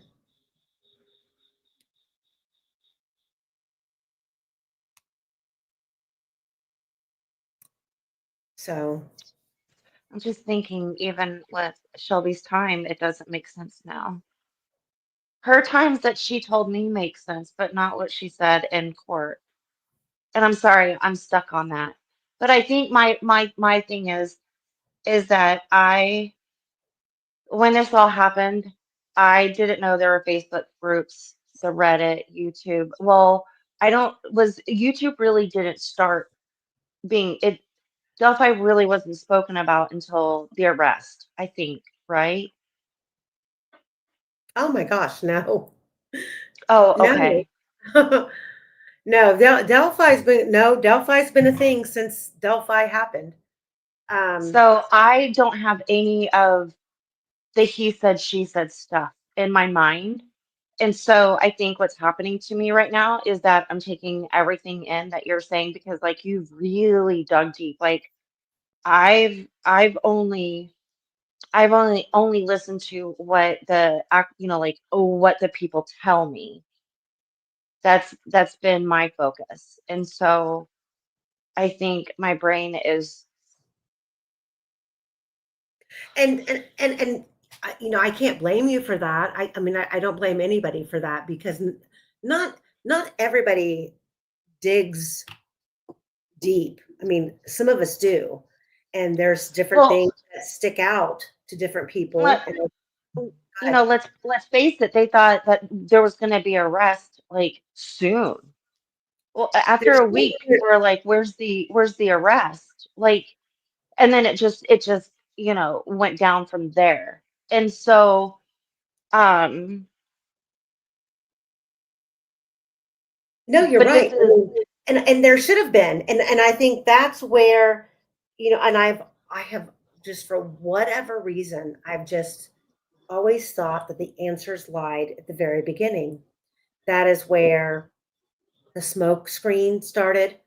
I think mhm, to that's the only thing that makes sense in this case is that certain aspects of law enforcement discovered other aspects of this case that affected those those that hold titles, and they did whatever they could do to cover it up, and it snowballed so far out of control. I mean, okay, let's just be fucking real here. We're talking about a Barney Five operation of a police department who wants to stand here and put forth to the public how great of a job they did and how hard they worked, yet have no sense of apology for losing crucial interrogations and witness lists of those that they investigated from the onset of this case. Then they had the audacity to kick the FBI out because the FBI basically was telling them, you don't know what you're doing.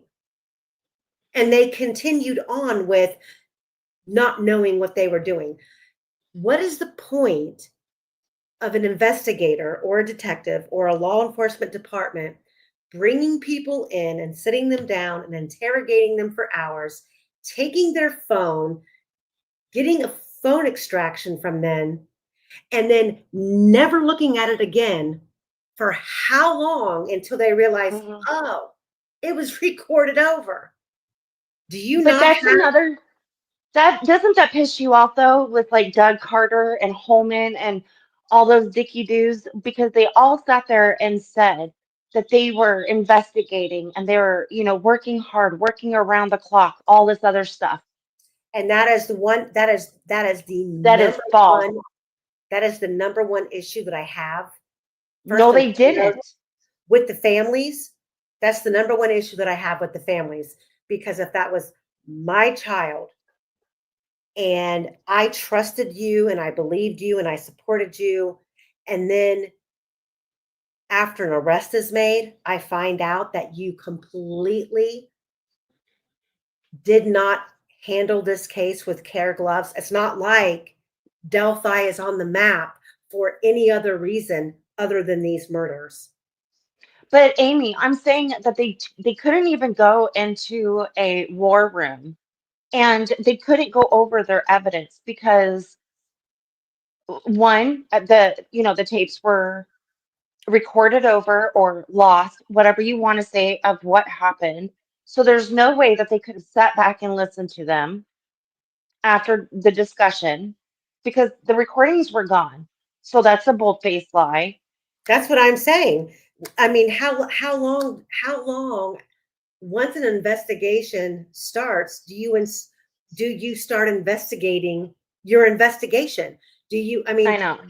people that are, you have a detective who brings the person in, sits them down, and questions them. And then you come back to the drawing board and you say, okay, let's watch this together and let's see collectively what we think about this person and where he claims he was, his connection to this case. He's got a son who's dating the victim. He's got all of this shit on his Facebook page that matches almost to a T what the crime scene is screaming at us. They never in 70 some days ever went back and looked at that stuff. And then when they did and they realized, holy shit, we screwed up, we taped over it, let's go get him. They didn't do any of that. And you have to ask yourself why. Yeah, they never had like a brain, just like a discussion, nothing in a war room. There was no war room because even then, what really pisses me off too is that um what's his face now that I'm on the spot, not Holman, Diener, when he w- yeah, when he spoke with Rick, he wrote his stuff down on a piece of paper and then typed it into the computer and then like threw it away. But yet then somehow there's another piece of paper that said cleared in a file drawer for five Mhm. plus years that Kathy Shanks sat at. And they moved things around, but this piece of paper was never just Doolin, sorry. It was in a box. It was in a box in her drawer. And Yeah, Deanna Doolin. Sorry, thank you guys. Not Diener, sorry. Ty Some West, just told me to go to chat too. hey Ty West, and I could be wrong, but I would have to say at this point, the only way a new prosecutor would reopen this case is if Rick Allen is retried or his conviction is overturned. And Or you have there's new evidence. There's and new evidence of some sort. you have a new prosecutor who's willing to admit the state got it wrong. Otherwise, as of where the case stands right now, from the investigative standpoint, the case is closed. It's a done deal. They got their man. He's in prison, and they believe they want us to believe that they feel that their conviction is fail proof. Okay. It's not going to be overturned. That they've got the evidence, which we all know what a joke that is. True crime junkie, you are not a good actress at Unhush, really. Like, what am I acting up like? What the fuck? These Um, people. All Eyes is here. That's who I was looking for. I want to see if All Eyes can give us a bathroom date because I think you guys are right now. give us a what? The All bathroom right. date, the Ron Logan, All Eyes would have that information on the bathroom. That trial or Uh, something. Like, God, who's acting here? Who is acting? where are you seeing this? I don't see any of this. In chat, but I'm gonna go off chat again because, like, what is with this hate? Like, at what point did I put on an acting gown and be like, oh, Romeo, oh, Romeo? Like, what are they talking about? What acting? I don't see. I don't know if Ahmad booted it. I don't know. Sometimes you can't. Sometimes you Good gracious, I guess I have haters and I didn't even know it. Like, who am I? Thank you. yeah. I Oh wouldn't. my God. I wouldn't take it so serious. Yeah, Kathy Shank. Um, I don't. Kathy Shank to me is. a puppet. I don't buy that. I don't buy that piece of paper. And I just don't. I just don't. I don't buy it. I don't buy it. Um, Streets, yeah, I agree. Nothing has been erased. It's just been more than likely destroyed. Um, you leave no trail, you leave no evidence. And when all I says, I don't know the date of RL's, where'd it go? I don't know the date of RL's bathroom renovation off the top of my head. It's probably somewhere on R&M's timeline. I've looked, Okay. I've not found it. I But that talked was to for sure. That was for sure before February, that bathroom renovation.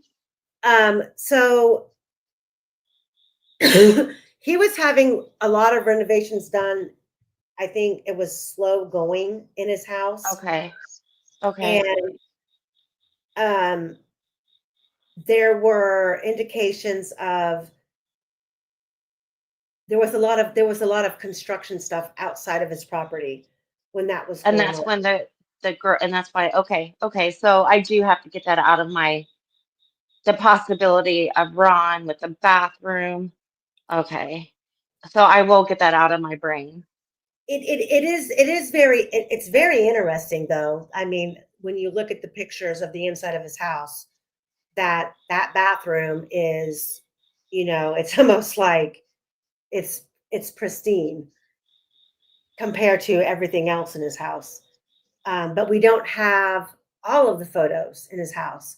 But what we do have is the summary report from when the officers showed up and served the first search warrant for his violating his probation.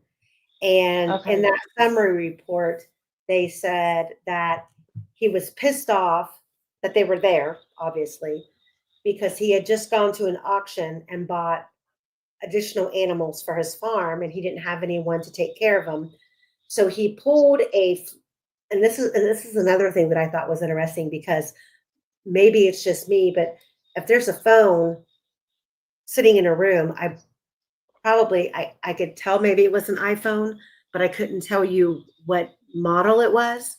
But this officer point blank stated he pulled a flip phone out of his pocket and was calling his son to come over and take care of his farm animals while an iPhone 4 sat on his kitchen table. Interesting. Where are those phones? Right. You know, like, yeah, I have so many thoughts going in my head right now. Okay, so Ron Logan was good friends with the Germans, to my understanding. Is that right? Or am I Ron thinking of, Logan with what? I'm sorry. was Ron Logan good friends with the Germans or Anna Williams? He was good with one of the moms, I remember. I don't know. I can't state good friends. I know that he knew Anna, and I think that was because she was a bartender and he frequented, some of the bars. I do know that it's been rumored that Tara German and him hung out somewhat.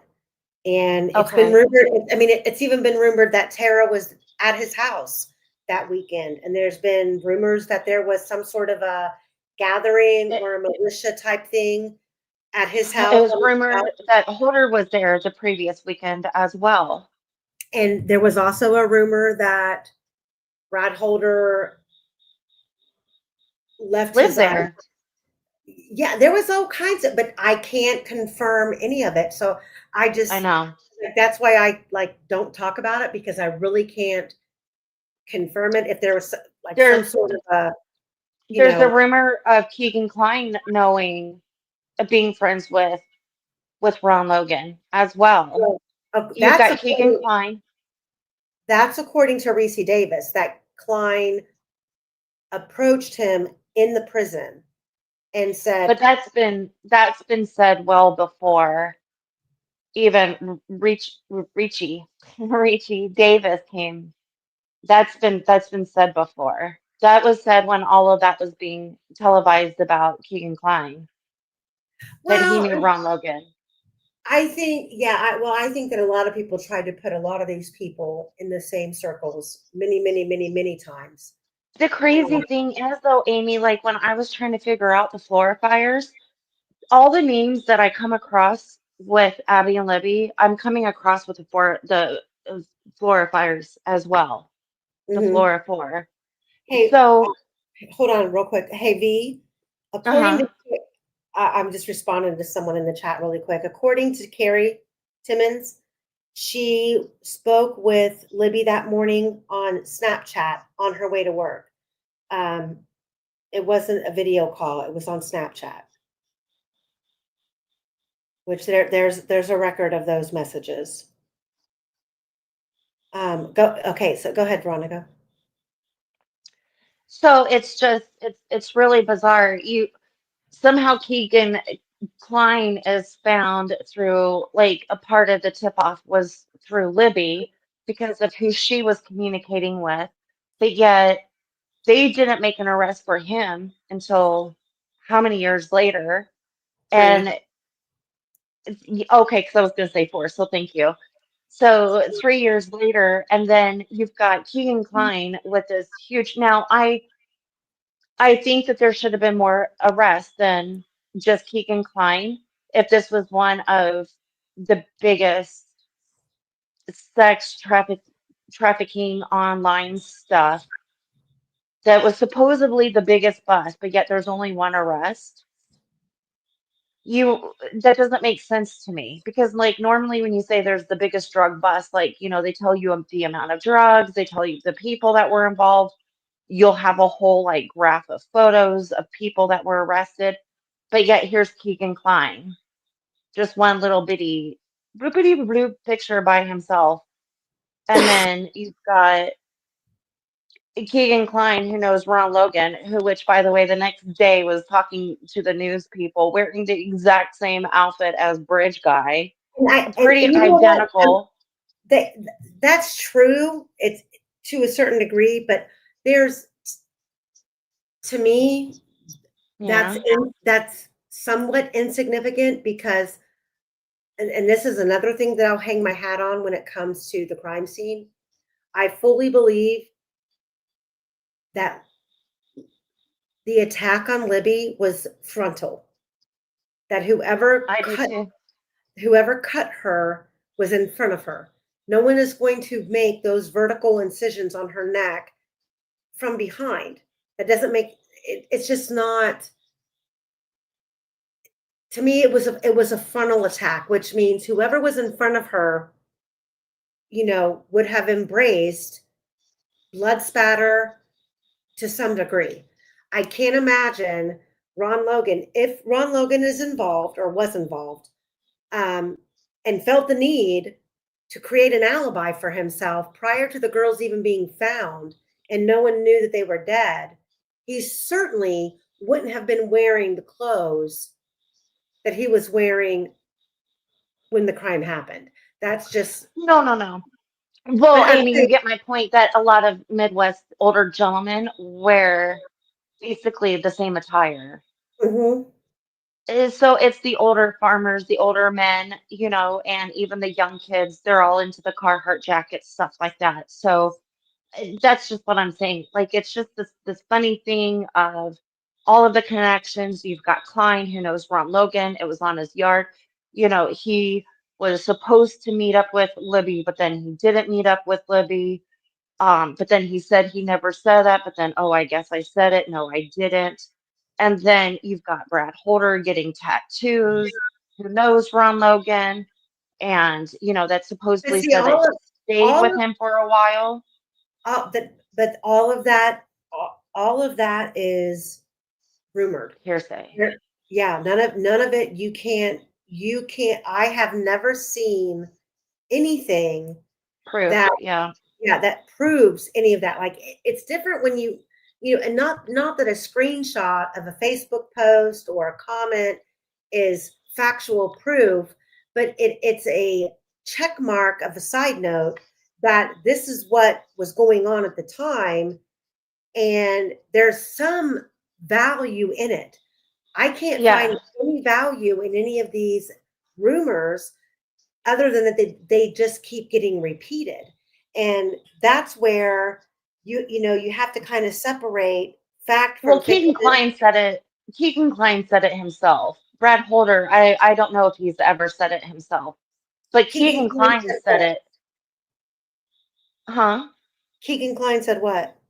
About Ron Logan, about his dad being friends with Ron Logan and how That's he's met Ron Logan. that's what he told Reese Davis.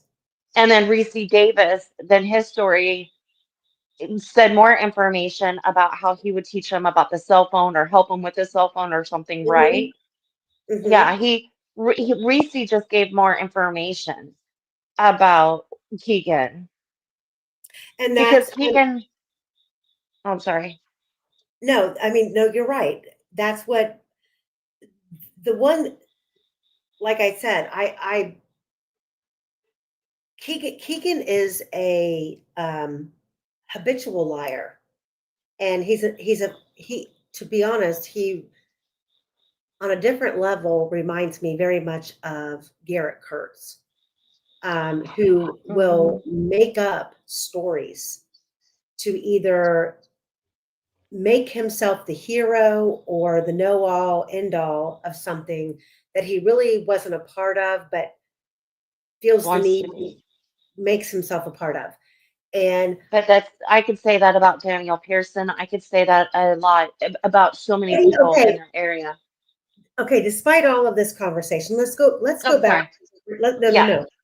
Let's go back to the real purpose of this conversation. What Sorry. do when you say that it reminds you of Daniel Pearson, what do you know about Daniel Pearson or that would make you say that he's a fantastical liar? Well, just by my conversation with Shelby, um, if you're a cheater, it really goes to show the way that your mind can work. If I find out that like even if one of my employees cheat, I start to think something like if you're able to do that with it, okay, I won't get into it. It just that's another episode.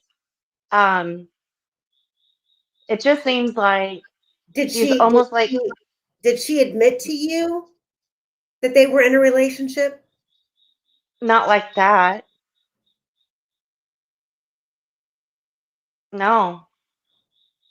She said that they were together, but not at that time. That's why I'm so shocked that at trial it was different. It went from a group of people to Daniel at trial. Well, no, you told me that you went to lunch with a few people. You took two vehicles to the bridge or to the trails. I don't know that second vehicle again because we were just having a casual conversation.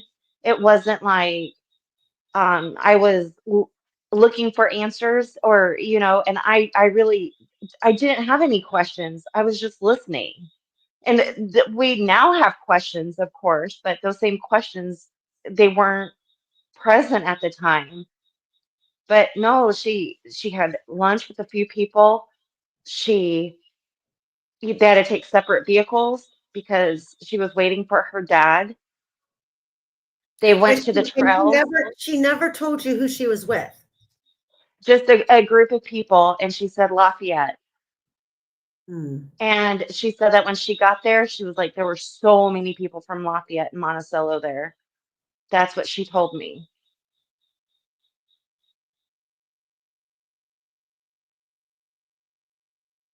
And I don't know. Okay, so she told me this before Rick's arrest and after Rick's arrest. I don't know why her stories didn't previously change, right? And I don't know why she would even need to lie to me or even why start the conversation. Well, I And would, that's where I'm confused. That's where I'm well, But we're talking her whole story doesn't make sense. And then, but my times that she told me make sense and work. But her times at trial, it's no way possible. well, it all. If you take one person's story without adding in everybody else's version of it, then it could make sense. My issue, and I know that you feel like she was being genuine with you. However, Mm. something's off kilter when she has been genuinely honest with you, but has the courage and the forthright to put her hand on the Bible and raise her right hand and take an oath to tell the truth and nothing but the truth, and sit on the stand when a man's life is at stake and lie. Either what she told you is a lie, or what she told the court was a lie. And either or, But why there's a reason. why would she even need to discuss it with me, Amy? Well, I'm so if you are somebody who has information where this is just my personal opinion, okay, it's not fact. What I'm saying, my personal opinion is, if you are needing to create a narrative, okay, that narrative begins first and foremost in your brain, and you kind of replay it over and over again, not simply just in your mind, but by repeating it. And in her mind, if she wasn't at that crime scene and witnessed or saw or was aware of what was going to happen or what was transpiring, but found out after the fact people that she knew may have been involved, the only way that she could distance herself was by making up a narrative that kept her clean cut and dried away from that issue. Otherwise, she really has some explaining to do. And I'm not saying that because she's guilty. I'm saying that because the information that she has could bring justice to two little girls and save a man from a lifelong prison sentence that he doesn't deserve. I just don't. I like. There's no other way to look at it. If But what what's she weird? But did, Amy, what was weird is that prosecution. Okay, they spoke over Shelby. And even Baldwin spoke over Shelby. She barely got a sentence out, and either she was being spoken over or for. It was well, really weird. I think if you read the testimony, she had plenty of time to say what she needed to say. You And think? yeah, I mean, when she's giving her, she went into complete detail about driving through Amish country and going to Camden. And She did say Camden. The chat earlier I read they said Camden. I need to look up what Camden is because I don't know if I've ever been. I believe it's where Daniel Pearson was living at the time. I could be wrong, Okay. but Okay. I mean, I'm assuming that you have a way to contact her. Yeah. I'm looking at her phone number. I did like an hour ago because I almost texted her. Because Well, I don't think she lied to me. well, and And maybe you're right, but I just don't know what the reason would be. Like, who am I? well, I mean, and that's true. I mean, if you guys are just acquaintances, I mean, Yeah, we're acquaintances. she's not obligated to tell you the truth, you know. She's not And obligated to tell me anything. right, exactly. Um, but I mean, I guess at this point with this case, we have to grasp for every straw that we can get our hands on, because nobody is really forthright with truth. And a lot of the people who came forward in the very beginning who may have been speaking the truth were shut down or made out to be, um, you know, drug addicts, crazy. I mean, I think that Tina Rodell had a lot to say. She had a lot of information about the 12th and the 13th. And I think that it cost her a lot of her. Well, I know that it cost her her relationship with her daughter, but Oh, that's the one that was great? yes. Yep. So, and that's another thing. As that time was happening, they said on the between the 13th and the 14th that a young female was great. Another house was broken into, Well, but but the whose house? Hmm? I don't know about the house. I know that on the police scanner there was a report of a house being broken into or somebody being inside of a home. That was on the, I believe it was on the 14th. The Megan Allen story was supposedly on the 12th, the evening of the 12th, and it was, oh, sorry, it was the morning hours of the 13th where she started texting her mom that she needed help. Um, and then we also have the two girls who were out there helping with the search late night and into the morning hours of the 14th who claimed that they heard blood curdling screams. And they're not even talking. They refuse to talk about it. And I kind of felt like my impression is, okay, so I'm just going to tell you that Shelby is beautiful, I've seen, yeah, she is. She is. and she is kind of flighty.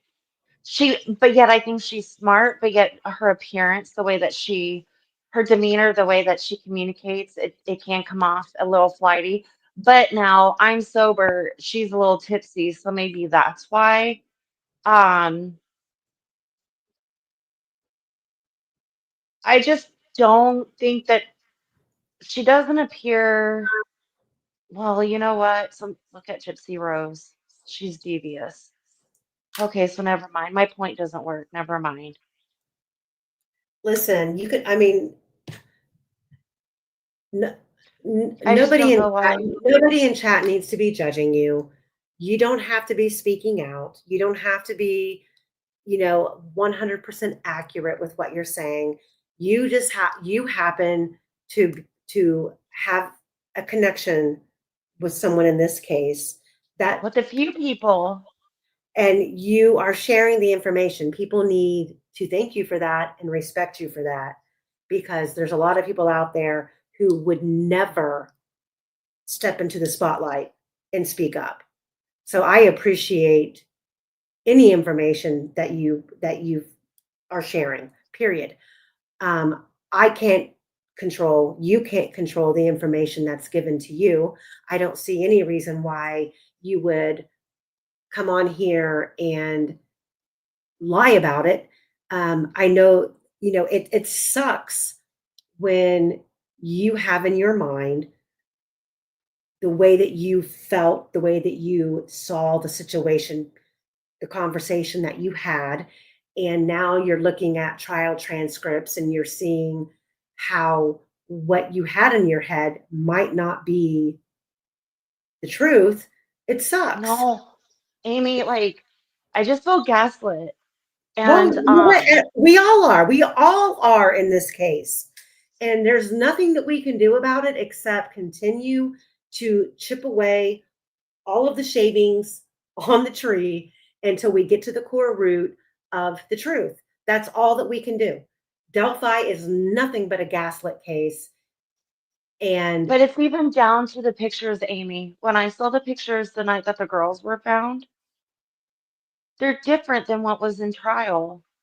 and that's That's and what that's I'm saying. It's like that's a whole bunch of things. And scary. then That's scary. That's scary because the things that we don't want to believe are true could very possibly be true. And But I know it's true. I'm not a dummy. I don't do drugs. I'm not this hateful person. Like whoever that person was, like that oh Christina and someone telling me about it being an actress. That's just not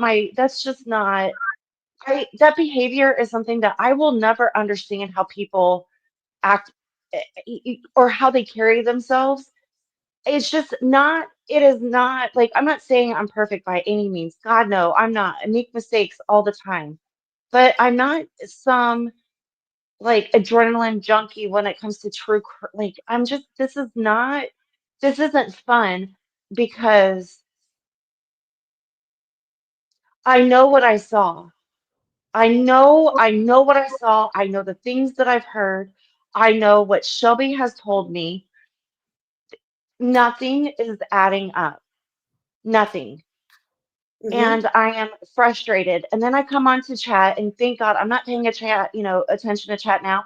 I'm okay with people disagreeing with me, but that's fine. You weren't there in the conversation. So you really, I just look at you as an idiot. But when you really start to insult people, that's when I'm just like, who the F are you? Get off yourself And you because can't. And you know you what? weren't. You're always going to have that. I mean, geez, you have no But what idea. is their point when we're trying to discuss something for a good cause? What is the point of being so damn hateful? And then it's like I'm sitting here and I'm trying to brainstorm off of you. Now listen, and since Rick's arrest, there were times where I would pull away from you two lives because I didn't want my head filled with like the online rumor stuff. Like I just wanted to keep it very or organic and original of how it's been. And it's like my mind is blown. I really honestly don't see like a reason for Shelby, to lie to me. And then it's like, like the house break-in, like that's never discussed. But yet I just feel like there's like this connection to it. And then you have this girl that was great. And, she was missing for days. And then, it was like some initiation thing that also deals with the pagan thing. And, Hmm. and that's ignored. And then I was screaming for over a year, hey, there's a Den of Odin, whatever tattoo shop. That was like always ignored because Delphi was saying that they didn't know anything about Odin and this and that. Well, yes, you do. You have a tattoo shop. And then it's like, I don't know, it's the stupidity of it that's really pissing me off because it's on the lives of two little girls. And if Richard Allen, who I think is innocent because I haven't seen any guilt, you have a man in prison, and it's just, I'm sorry, but it works my nerves that this isn't something And to and sit and there and then fabricate, exaggerate, or anything. And it's just, it bothers me to think that Shelby would lie to me. Like, why would she have to lie to me back in like because 2016? I don't think that Shelby is looking at it, and I can't speak for her. I mean, I don't know what role she played that day, if any at all. Um, I I just think that you, along with everyone else, with all of these people, they've told some sort of a narrative that protects themselves. And you can't take it personal. She's not, I don't think that she's looking at it like I'm just going to lie to her. Whatever narrative or whatever storytelling she has said over the years, it's what keeps her in the clear. However, it only takes one person. And this is the crazy thing about the whole goddamn case is that there are a lot of people who have information who have never cracked. And then the ones who have, I mean, we have Facebook posts from people who claim that there was a photograph of Abby on the bridge with two men in black clothes behind her, and then it disappeared. It was no longer there. There are people Hmm. who claim that they were out there and saw the girls in the water. There are people who Hmm. claim they were watching the helicopter footage in real time on the news and saw the girls in the water. You've When got my this. friends first told me, that's what they were found. They were found in the water. And Okay, then they go, oh, wait a second. And then so we just chalked it up like, oh, there was a mistake of communication because the clothing was okay, found in the water. but okay, so but like on the real, you have to put these kinds of, this is what I do anyway, as much as you can't continue to go down this widening path of all these possibilities. We have to narrow it down to what we can prove.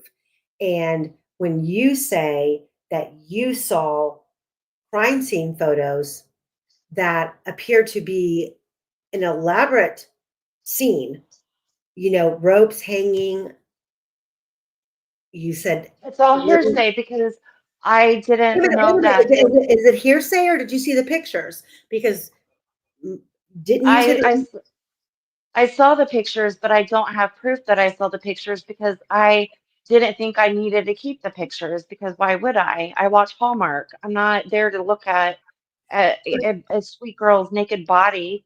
Like I'm I know, just, but you know what I mean? didn't you say that Libby had some sort of a like crown or what did you call it? You had a name for it Yeah, a around her, halo. a halo. So we can't go from the girls are in the water to this. No, right, because what that's what I was saying is, and I know exactly, like I remember, like you know how certain things happen in your life, and you're like, I know this happened because this happened. When they said that the girls were found in the water, I was like, oh my God. I was like, how would they drown? And it was like, did they fall from the bridge into the water? That's what I was thinking, right? And they were just like, oh, no, no, no, no, it's clothes. And I was like, oh. And then I immediately was like, what the F? Like, how do they not find those clothes sooner? Like, what do you mean clothes? Like, where's the girls? And it just started this rage thing, and the next thing I know it, that's when they were saying the girls were they have been found, and Well, and that's where we take the factual, and at this point, because we don't we don't even have 50% of the exhibits, and I'm talking the exhibits from the time that Rick Allen was arrested, all of the motions that were filed with exhibits that were attached. Like, I mean, there was numerous exhibits that were attached to the Franks motion that we've never seen. And mhm. we only, so then we're stuck with reports, we're stuck with verbiage, um, testimony on the stand. And we've tried to go back through and pin, like literally pin on the map areas where each person that we have accounted for who has said, I searched here. This is where Right. I was. This is where I was. And we are still adding to this map, trying to cover all of the bases to say, okay, like you just said, you've got officers claiming that they walked both shorelines that day on the 13th through the evening, and no one saw those clothes in the water. Nobody. That doesn't make sense to me, Amy. It makes zero sense. Why was that not argued at trial? And It that's makes where no sense. you have to start the process of elimination. What makes sense? What doesn't make sense? Were they Well, thrown not in the water? Were they thrown in the water further upstream and they floated? Or were they thrown out there in the middle of the night? Then we've gone through and we've had the the scanner from the law enforcement from that day on the 14th transcribed, and we ran it through three, I think it was three different apps where it was transcribed, and every single one of them show us that the girls were found earlier than what law enforcement claimed. And then you have to ask yourself, what is the reason for that? yeah, Were like how they they were found at 11 o'clock hour, not at the 12 o'clock hour. yeah, and I just got a whole shit ton of stuff tonight from somebody who has things that they're sending me that I've never even seen before. And you know, it is, and then you have, I look at it like, okay, so you've got this small town, this small community, everybody's connected. You've got these two little girls, and you've got law enforcement there who have relationships with some of these family members, and they're going, holy shit, holy shit. How are we going to tell these families that we found them and they're no longer with us? So then you give them, I'm just saying hypothetically, you all don't attack me. So you give law enforcement the benefit of the doubt, okay, let's get the coroner en route. Let's, cordon off the scene. Let's get stuff staged and ready to take on this massive meltdown that this community is about to have. You give them that grace.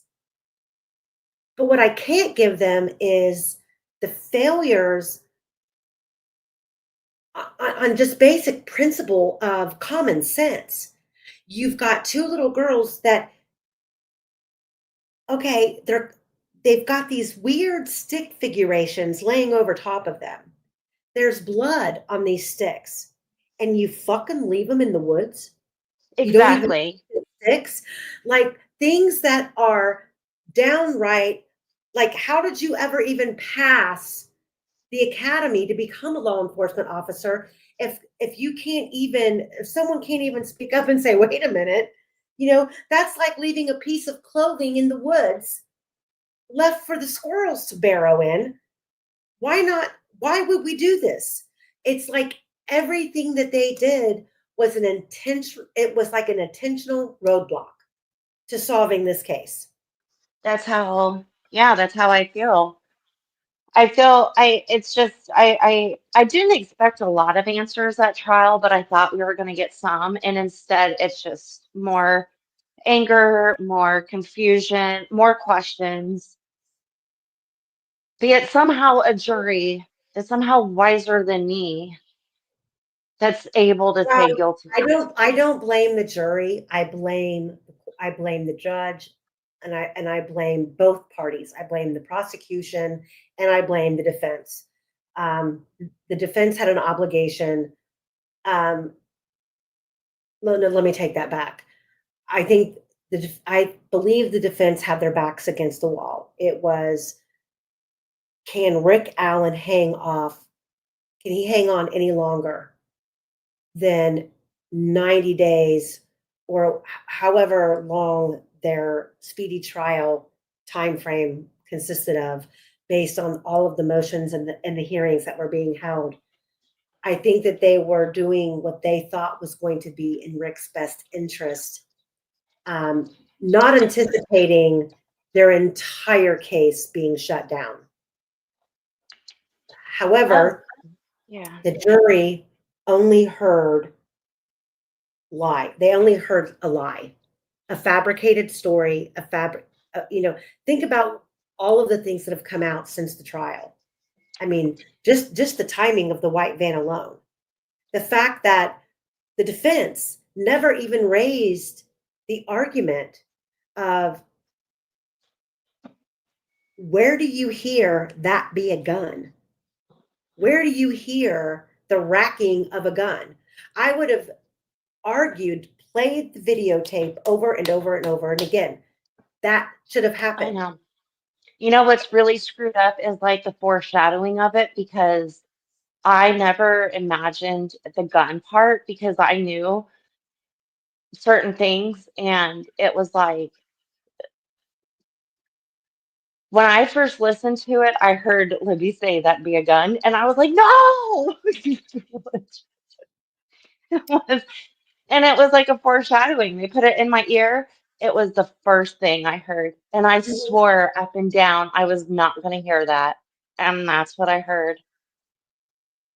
And then you listen to it again and again and again, and it's like that we go down, that we go That we down. go That's down, like, that's the path that we go down. And then how to, if we're racking, if we're chambering a gun on the south end of the bridge, and he racks it, and let's not even get into the weeds of, why is this law enforcement officer who has no expertise in anything audio wise or video wise able to sit on the stand and tell the jury what is on the video.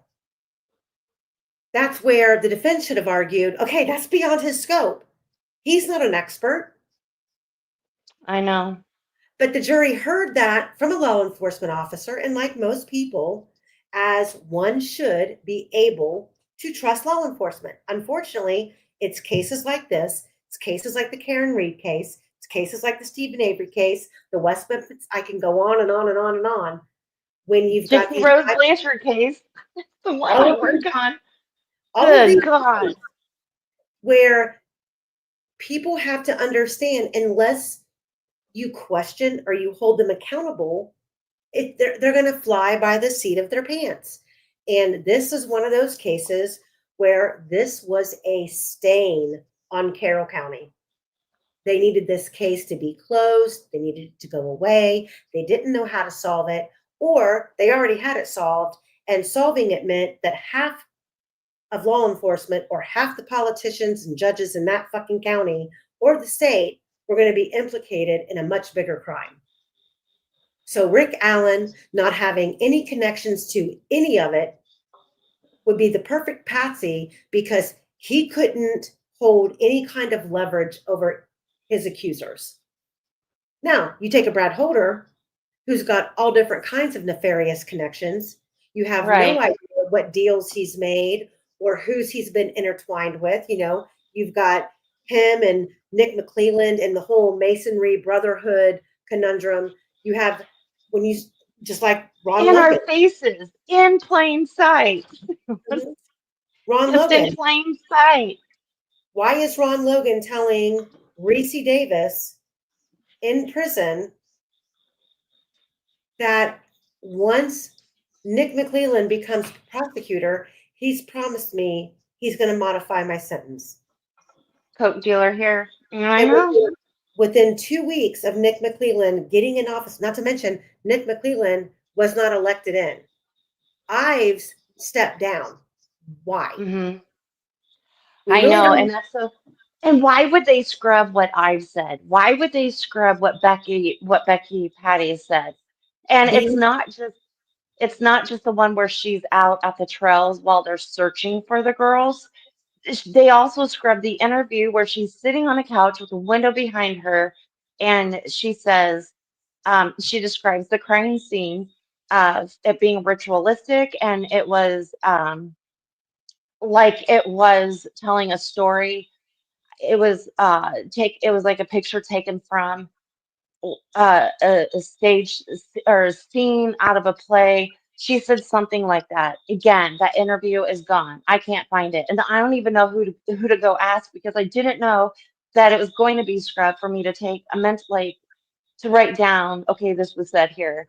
Like it wasn't that big of a crime, or like it was a huge crime, but the foodbuckery of it. Oh, sorry, all of that wasn't like done yet.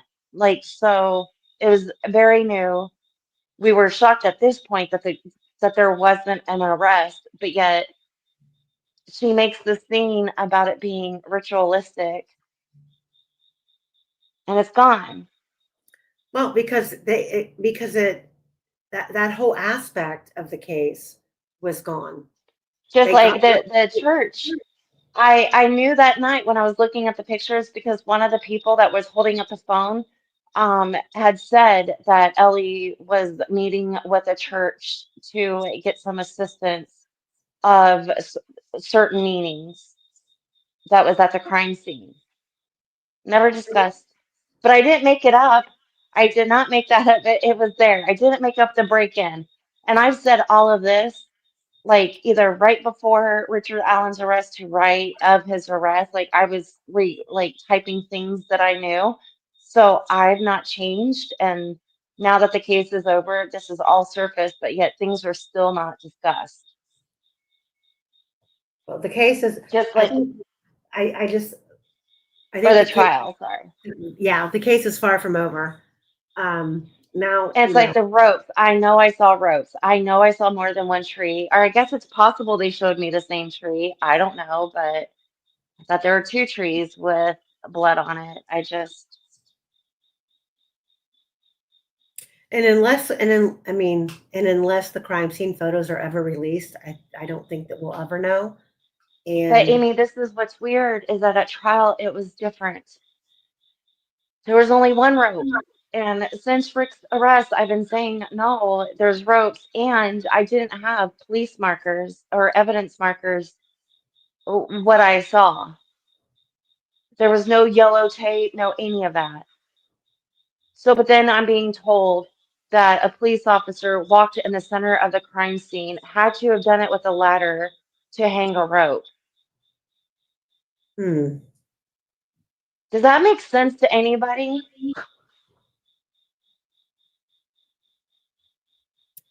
I mean, no, none of it makes sense. None of Okay, it makes. I mean, between you and all eyes, like I'm just vomiting out like all of my knowledge. Sorry. I hope I really didn't distract anything. no, no. I'm glad you're sharing. I mean, But I I said this and then look the crime scene pictures of those that saw it. Like I wasn't wrong on anything that I said. I haven't been wrong yet. Like I have no reason to be an actress. I have no like I know what I saw and I don't like blood. And my heart, like I'm so sensitive when it comes like don't you dare hurt a puppy. But like kids and all like so sensitive. That was not something that I was like, oh, let me see, halfway across the country. Like it was like, what could this mean? Like this isn't a quick thing.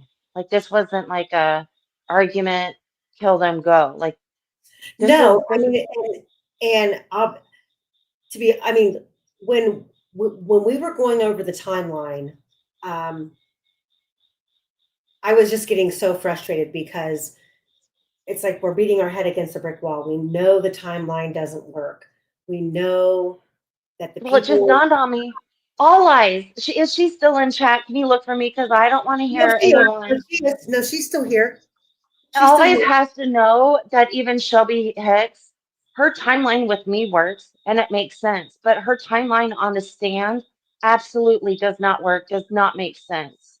None of it. It No, doesn't, because it it needed to doesn't be work. it needed to be what the state needed it to be. But when you put all of the other different factors into it, not to mention eliminating Shelby Hicks and Daniel Pearson and Cheyenne and Shelby Duncan from the equation, there are other people out there at that time. You've got the Abbotts who are out there. You've got David Riley who is out there. You have the little group of the Kay Harper and one or two of her friends who are with her out there. Like none of it adds up.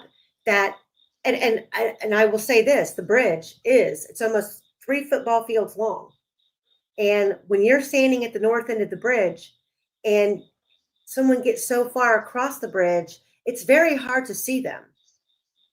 So if the girls were out there on that end of the bridge, the only place a man could take them off that bridge would have came from would have been that south end of the bridge. However, going back to what you were saying about um, now I just lost my train of thought.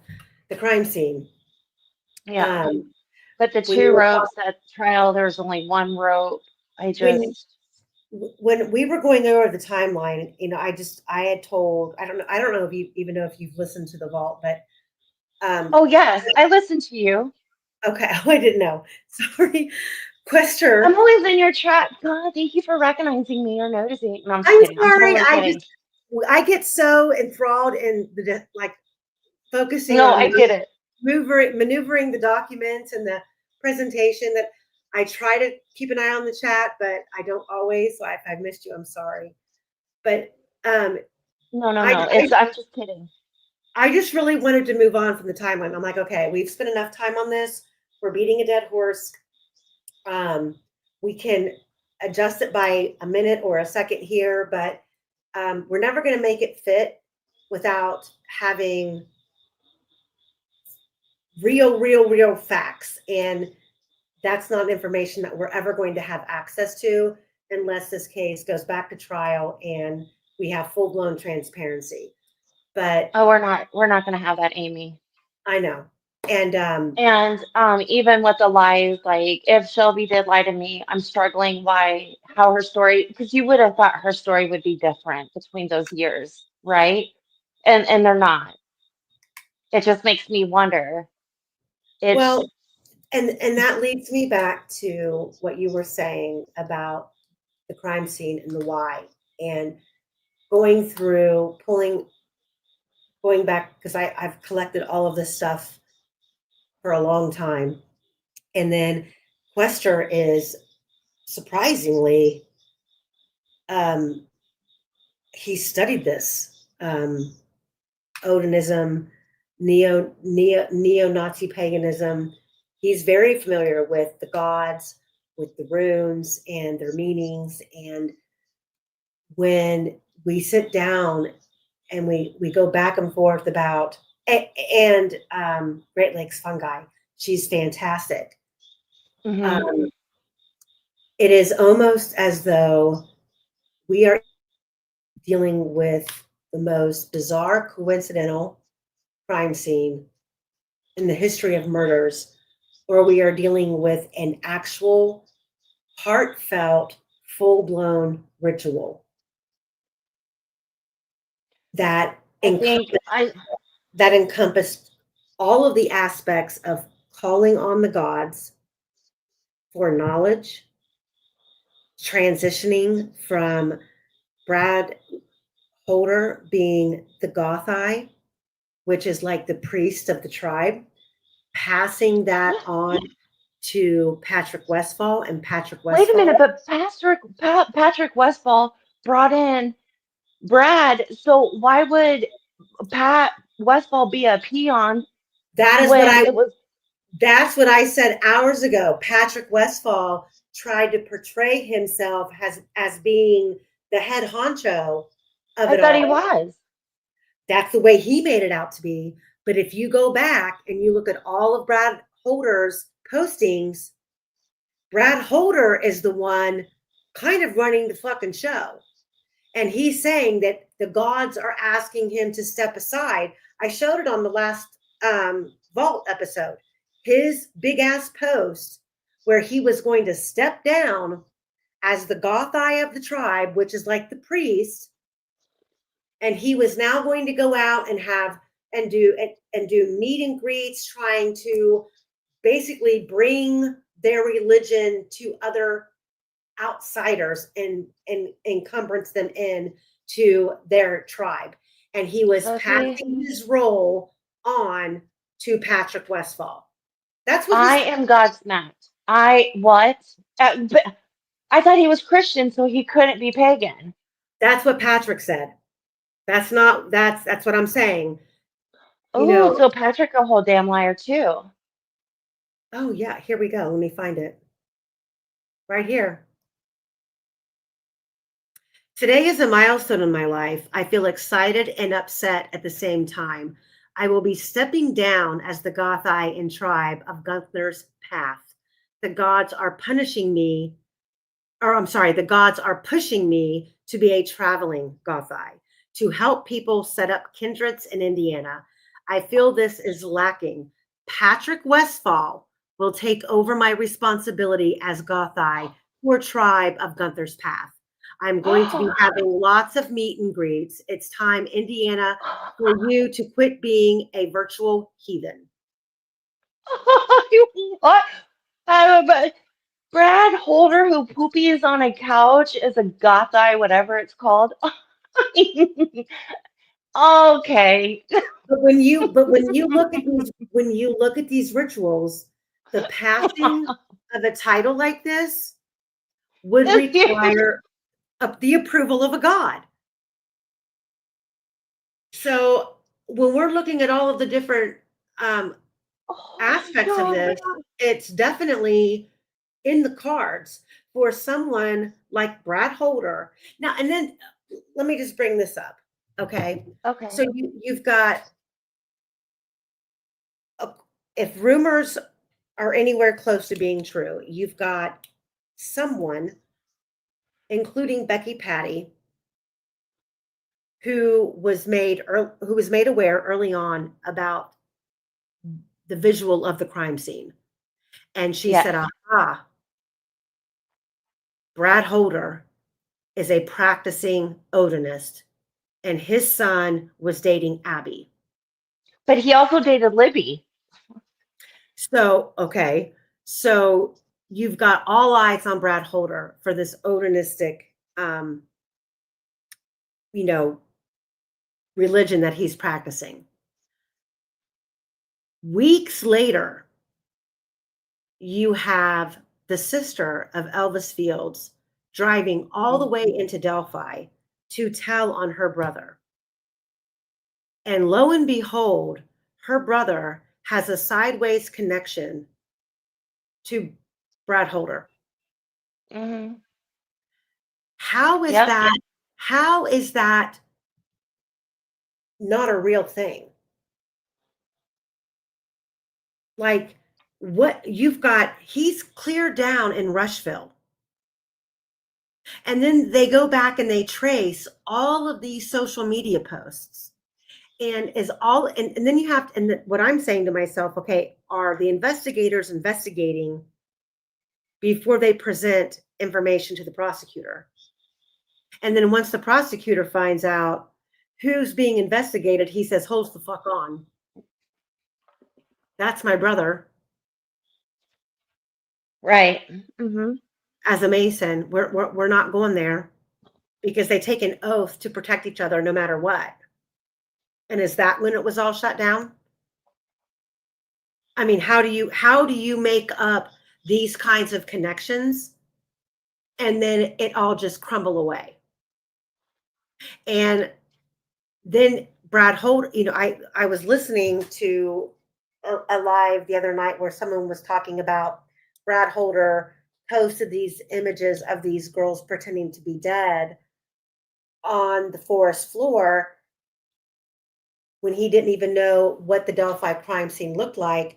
But the truth is that that photo that he posted was years before the Delphi crime of the two women, two young girls, or whoever they were, pretending to be dead on the forest floor. That photo was posted long before the Delphi murders. Yeah, that's the photo from Georgia, right? Where Baldwin had to go Yeah. and Mm-hmm. hmm yeah.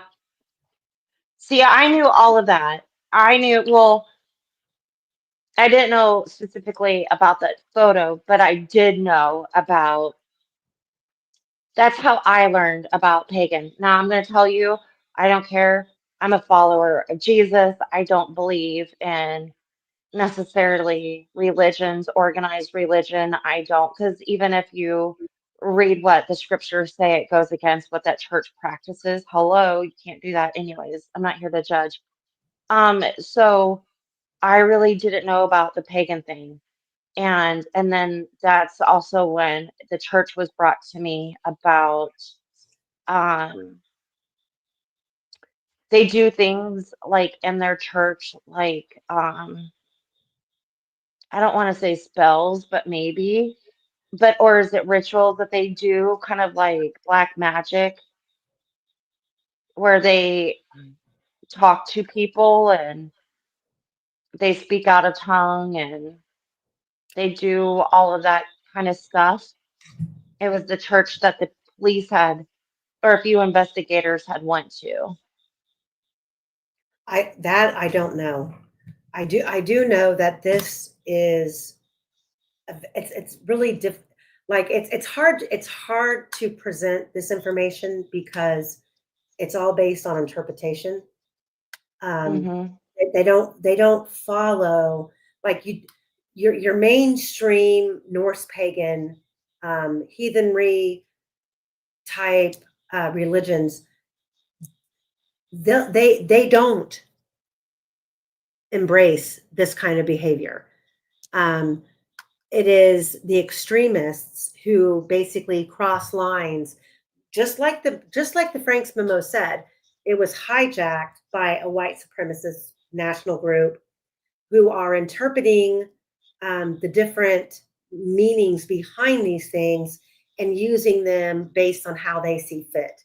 So, that's why, as we continue to discuss this, we have to present it in different forms and fashions, and let everybody make up their own mind. Right. But the fact of the matter is you just really can't make this stuff up. You can't make up these connections. You can't make up um, the meanings behind what we're seeing here. They do exist in a factual basis of the religion. What the runes mean versus a bind rune, that's kind of like, a mixing of a language, because runes are supposed to be a magical sort of language. It's an alphabet.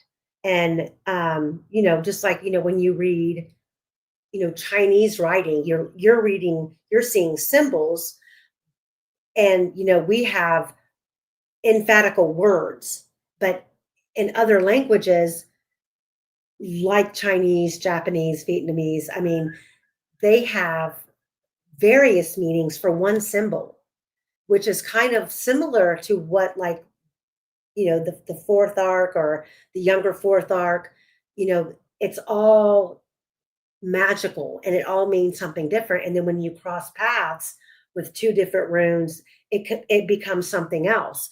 And then it's based on the person who's playing with the runes in their mind, what they're creating. It's kind of like a finger paint. You know what I mean? Like, you might There's see, always there's there's no always way, different interpretations of right? how each group handles what they do within their group.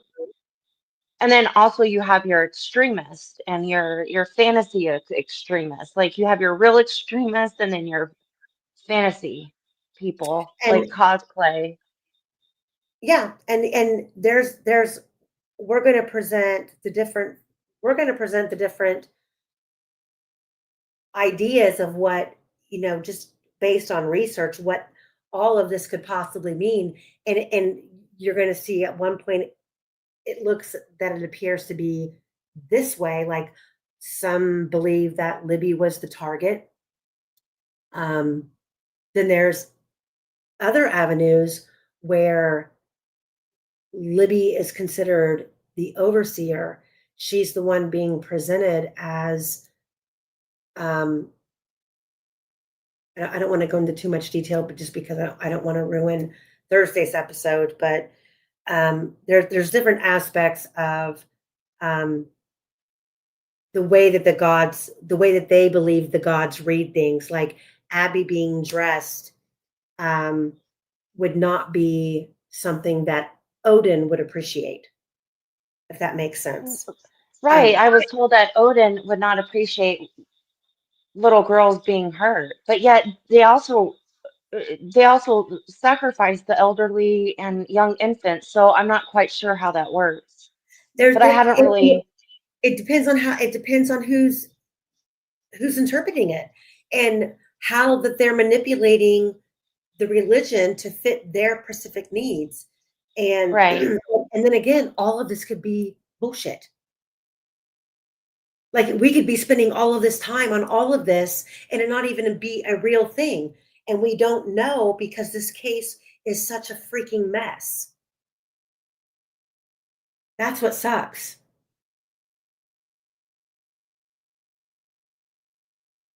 So, Yeah. I just, yeah, uh, it my sucks. mind is, yeah. And like I said, my thought process is way different from most because, like, I don't have the Facebook screenshots. I don't have, I didn't do all of that. So it's me now trying to fit in everything that I was told with all the stuff that, was posted on Facebook and um who said what. And I could see where maybe, Shelby's grandpa thought that she would drive her car because it was new. So why wouldn't she be driving it, right? So that's, I'm very neutral when it comes to when I look at things. And again, like I'm just not dramatic. I'm not one to be over emotional, jump the gun. Like I look at it like, yeah, she got a new car. It makes sense why her grandpa would think that she just drove her car, you know?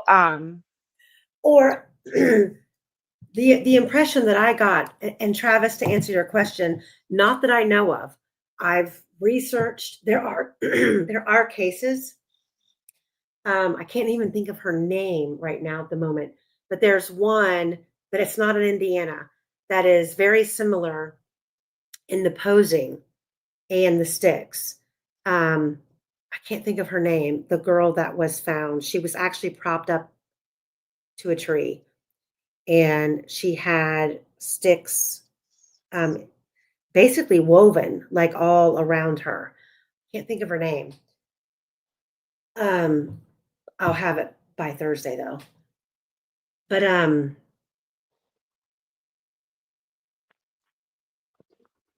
lost my train of thought again. What time? It's like 10 till 2.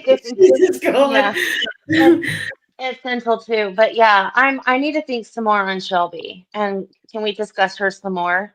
I need to think on it Yeah, because and you're not, and I'm not, the thing is, you're not wrong, and you're not, um, I mean, and I don't want you to stick your neck out. I don't want you to, you know what I'm saying? no, Do no, no, no, anything. no. I do things with a great amount of respect, but see, I respect Abby and Libby. That was my whole like my anger about, a fluorescent shirt not being, fluorescent tie-dyed shirt not being able to see in the creek the day before. If you listen to, how long they said that the girls were there for, it's anger. It's these two little girls didn't deserve this type of investigation at all. Well, And it's, if you could, if you to, I mean, I would think the most help at this point, would be if you could just maybe in a roundabout way get out of her yeah, another name or names, a couple names, like who did she go to lunch with, or who else was there. If we had okay, a name, we could associate that name with the group. Um, okay. okay, I know because she said college kids were there from Lafayette. Like, I know specific, like, but I don't recall like specific names at all. Like, not even the I would first think, time that she told me. So, and the only reason why she mentioned Daniel's name was because it was said that she was accused of arguing with him. well, that came from him. That came I from him. know. I That learned was that tonight. I was that wondering, oh God. well, that came, well, there's two, there's three different versions of that story, because Oh, is there?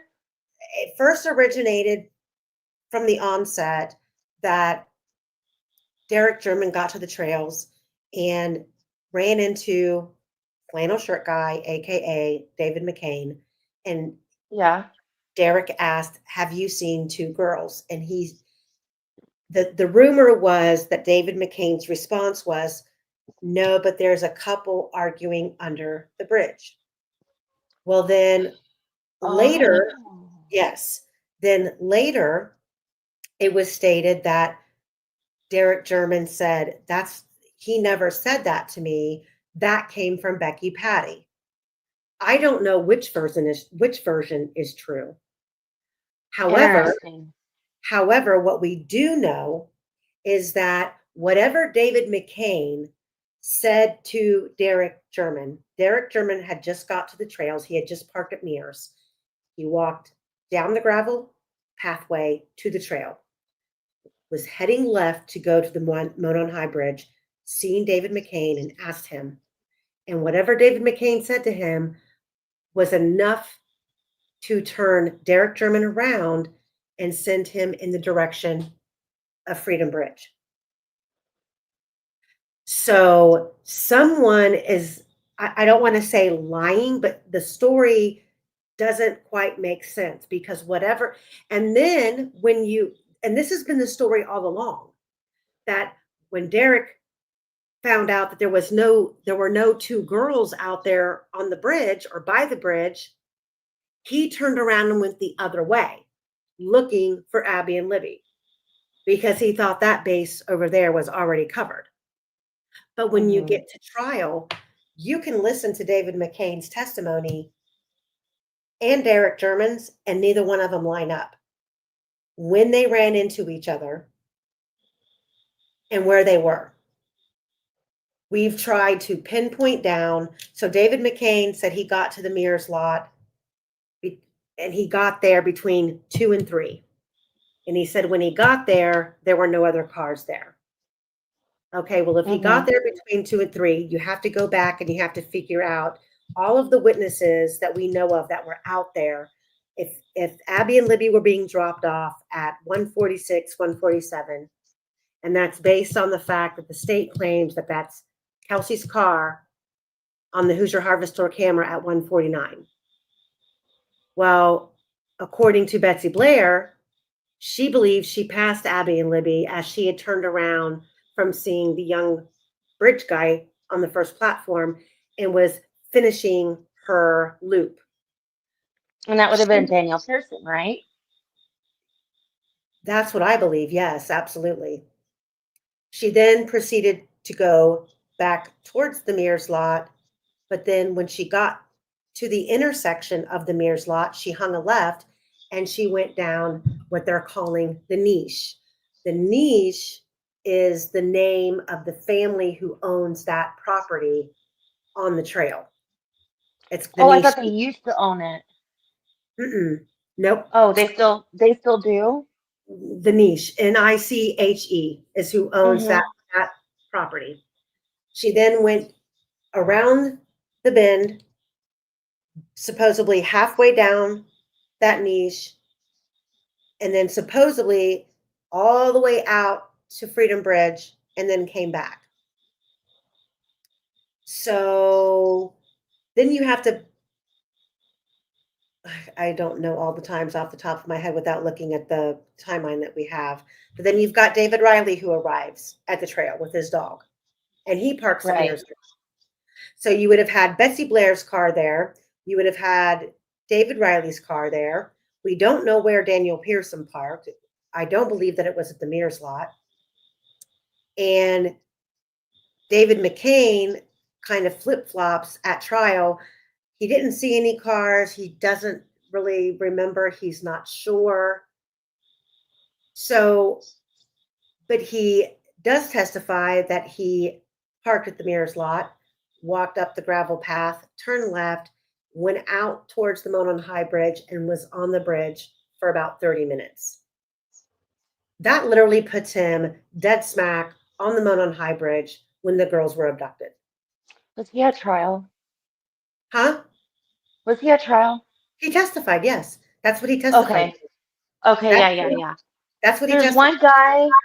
There's one guy that I know that he lives there around on the creek somewhere, but he was also seen walking by himself up along the creek that day.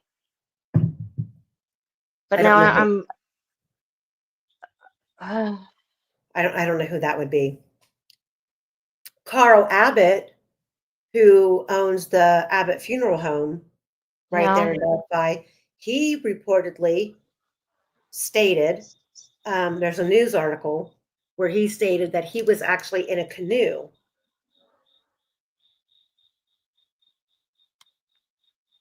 and he claimed that he saw a guy on the first platform. And then it was reported that his daughter, Maya Abbott, is the one that was on the moped with her boyfriend at the Mears lot when Becky Patty and Tara German and all of them were gathered there at the Mears lot when they were all arriving to go look for the girls. At the same time, Muddy Bloody Guy is walking dead smack at him. Right, and no one's seen him get into a vehicle, nothing. Correct. It's weird. Isn't that weird? It's all weird. It's all weird. All of the people who were there that day, whose cars we never seen on the Hoosier Harvest Store camera. I mean, we should have seen We should have seen Sarah Carball's car Carball. at least 4 times because she claims she drove by 4 times. Right. Not nothing. And what at the very beginning of our chat, this is what I started to say, but I just hopscotch all over the place. My ADD meds are wearing off, sorry. But I was gonna say it's quite bizarre because I feel like that crime scene is intentional. It's absolutely. And I also feel that Abby and Libby were targeted. Um, and I feel like those communications were not given to the defense. Um, I am really big on that.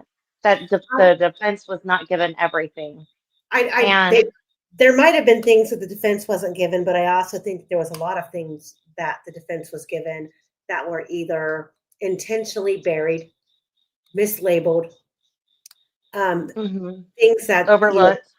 that they Yeah, didn't think were significant on purpose, and they've also made it. but They've also made the statement that they reportedly had most of the discovery organized until they were kicked off the case, in which they had to hand the discovery back over to the 2 new attorneys that were appointed.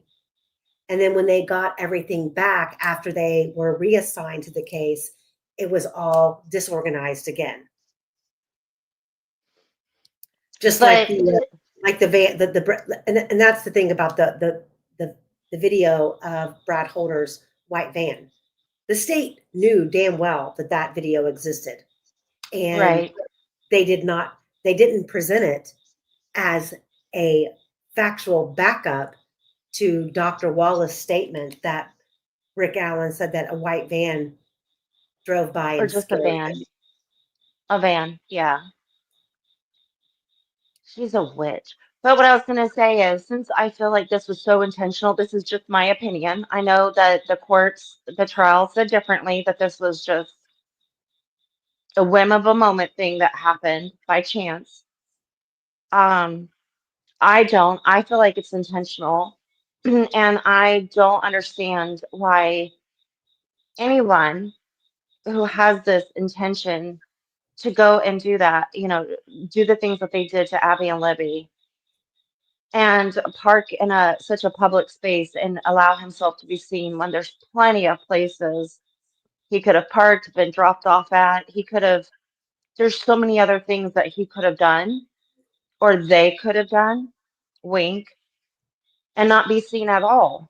So why are they insistent that anyone knows the footsteps?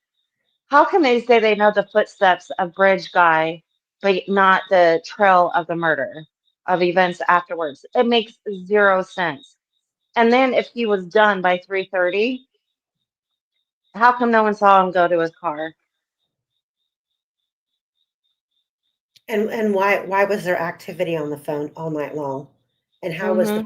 how was the phone connecting to Wi-Fi at 4:30 in the morning? Right. But you see what I'm saying? If you're intentionally, it's kind of like a getaway car. They don't sit there, park their car, walk in, walk out, get in their car and go. Like, no, they're So dropped off from a distance. They walk, they go and do what they got to do, and then they're picked up and they leave. Like, I don't understand why they even think that they saw the killer. It doesn't make sense. well, I mean, that was one thing that Andrew Baldwin did pin down when it came to Sarah Carball at trial. And that was in her first interview with law enforcement. She said muddy 11 times. The guy that she saw walking along the side of 300 North was muddy. Her second interview, she said muddy 13 times. And then I think it was like a year and a half later when she was interviewed a third time, he now became bloody and muddy. And he was so bloody, he looked like he had slaughtered a pig.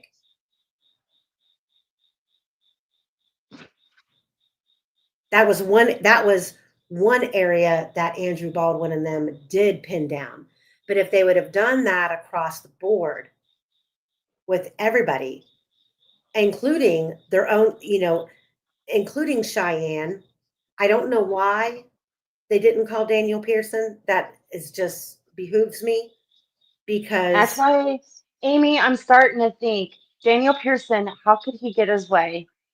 And then also with, Shelby changing, it doesn't make sense that Shelby stories wouldn't change, then all of a sudden at trial it would, or it did. That's what I'm wondering. Is there something more?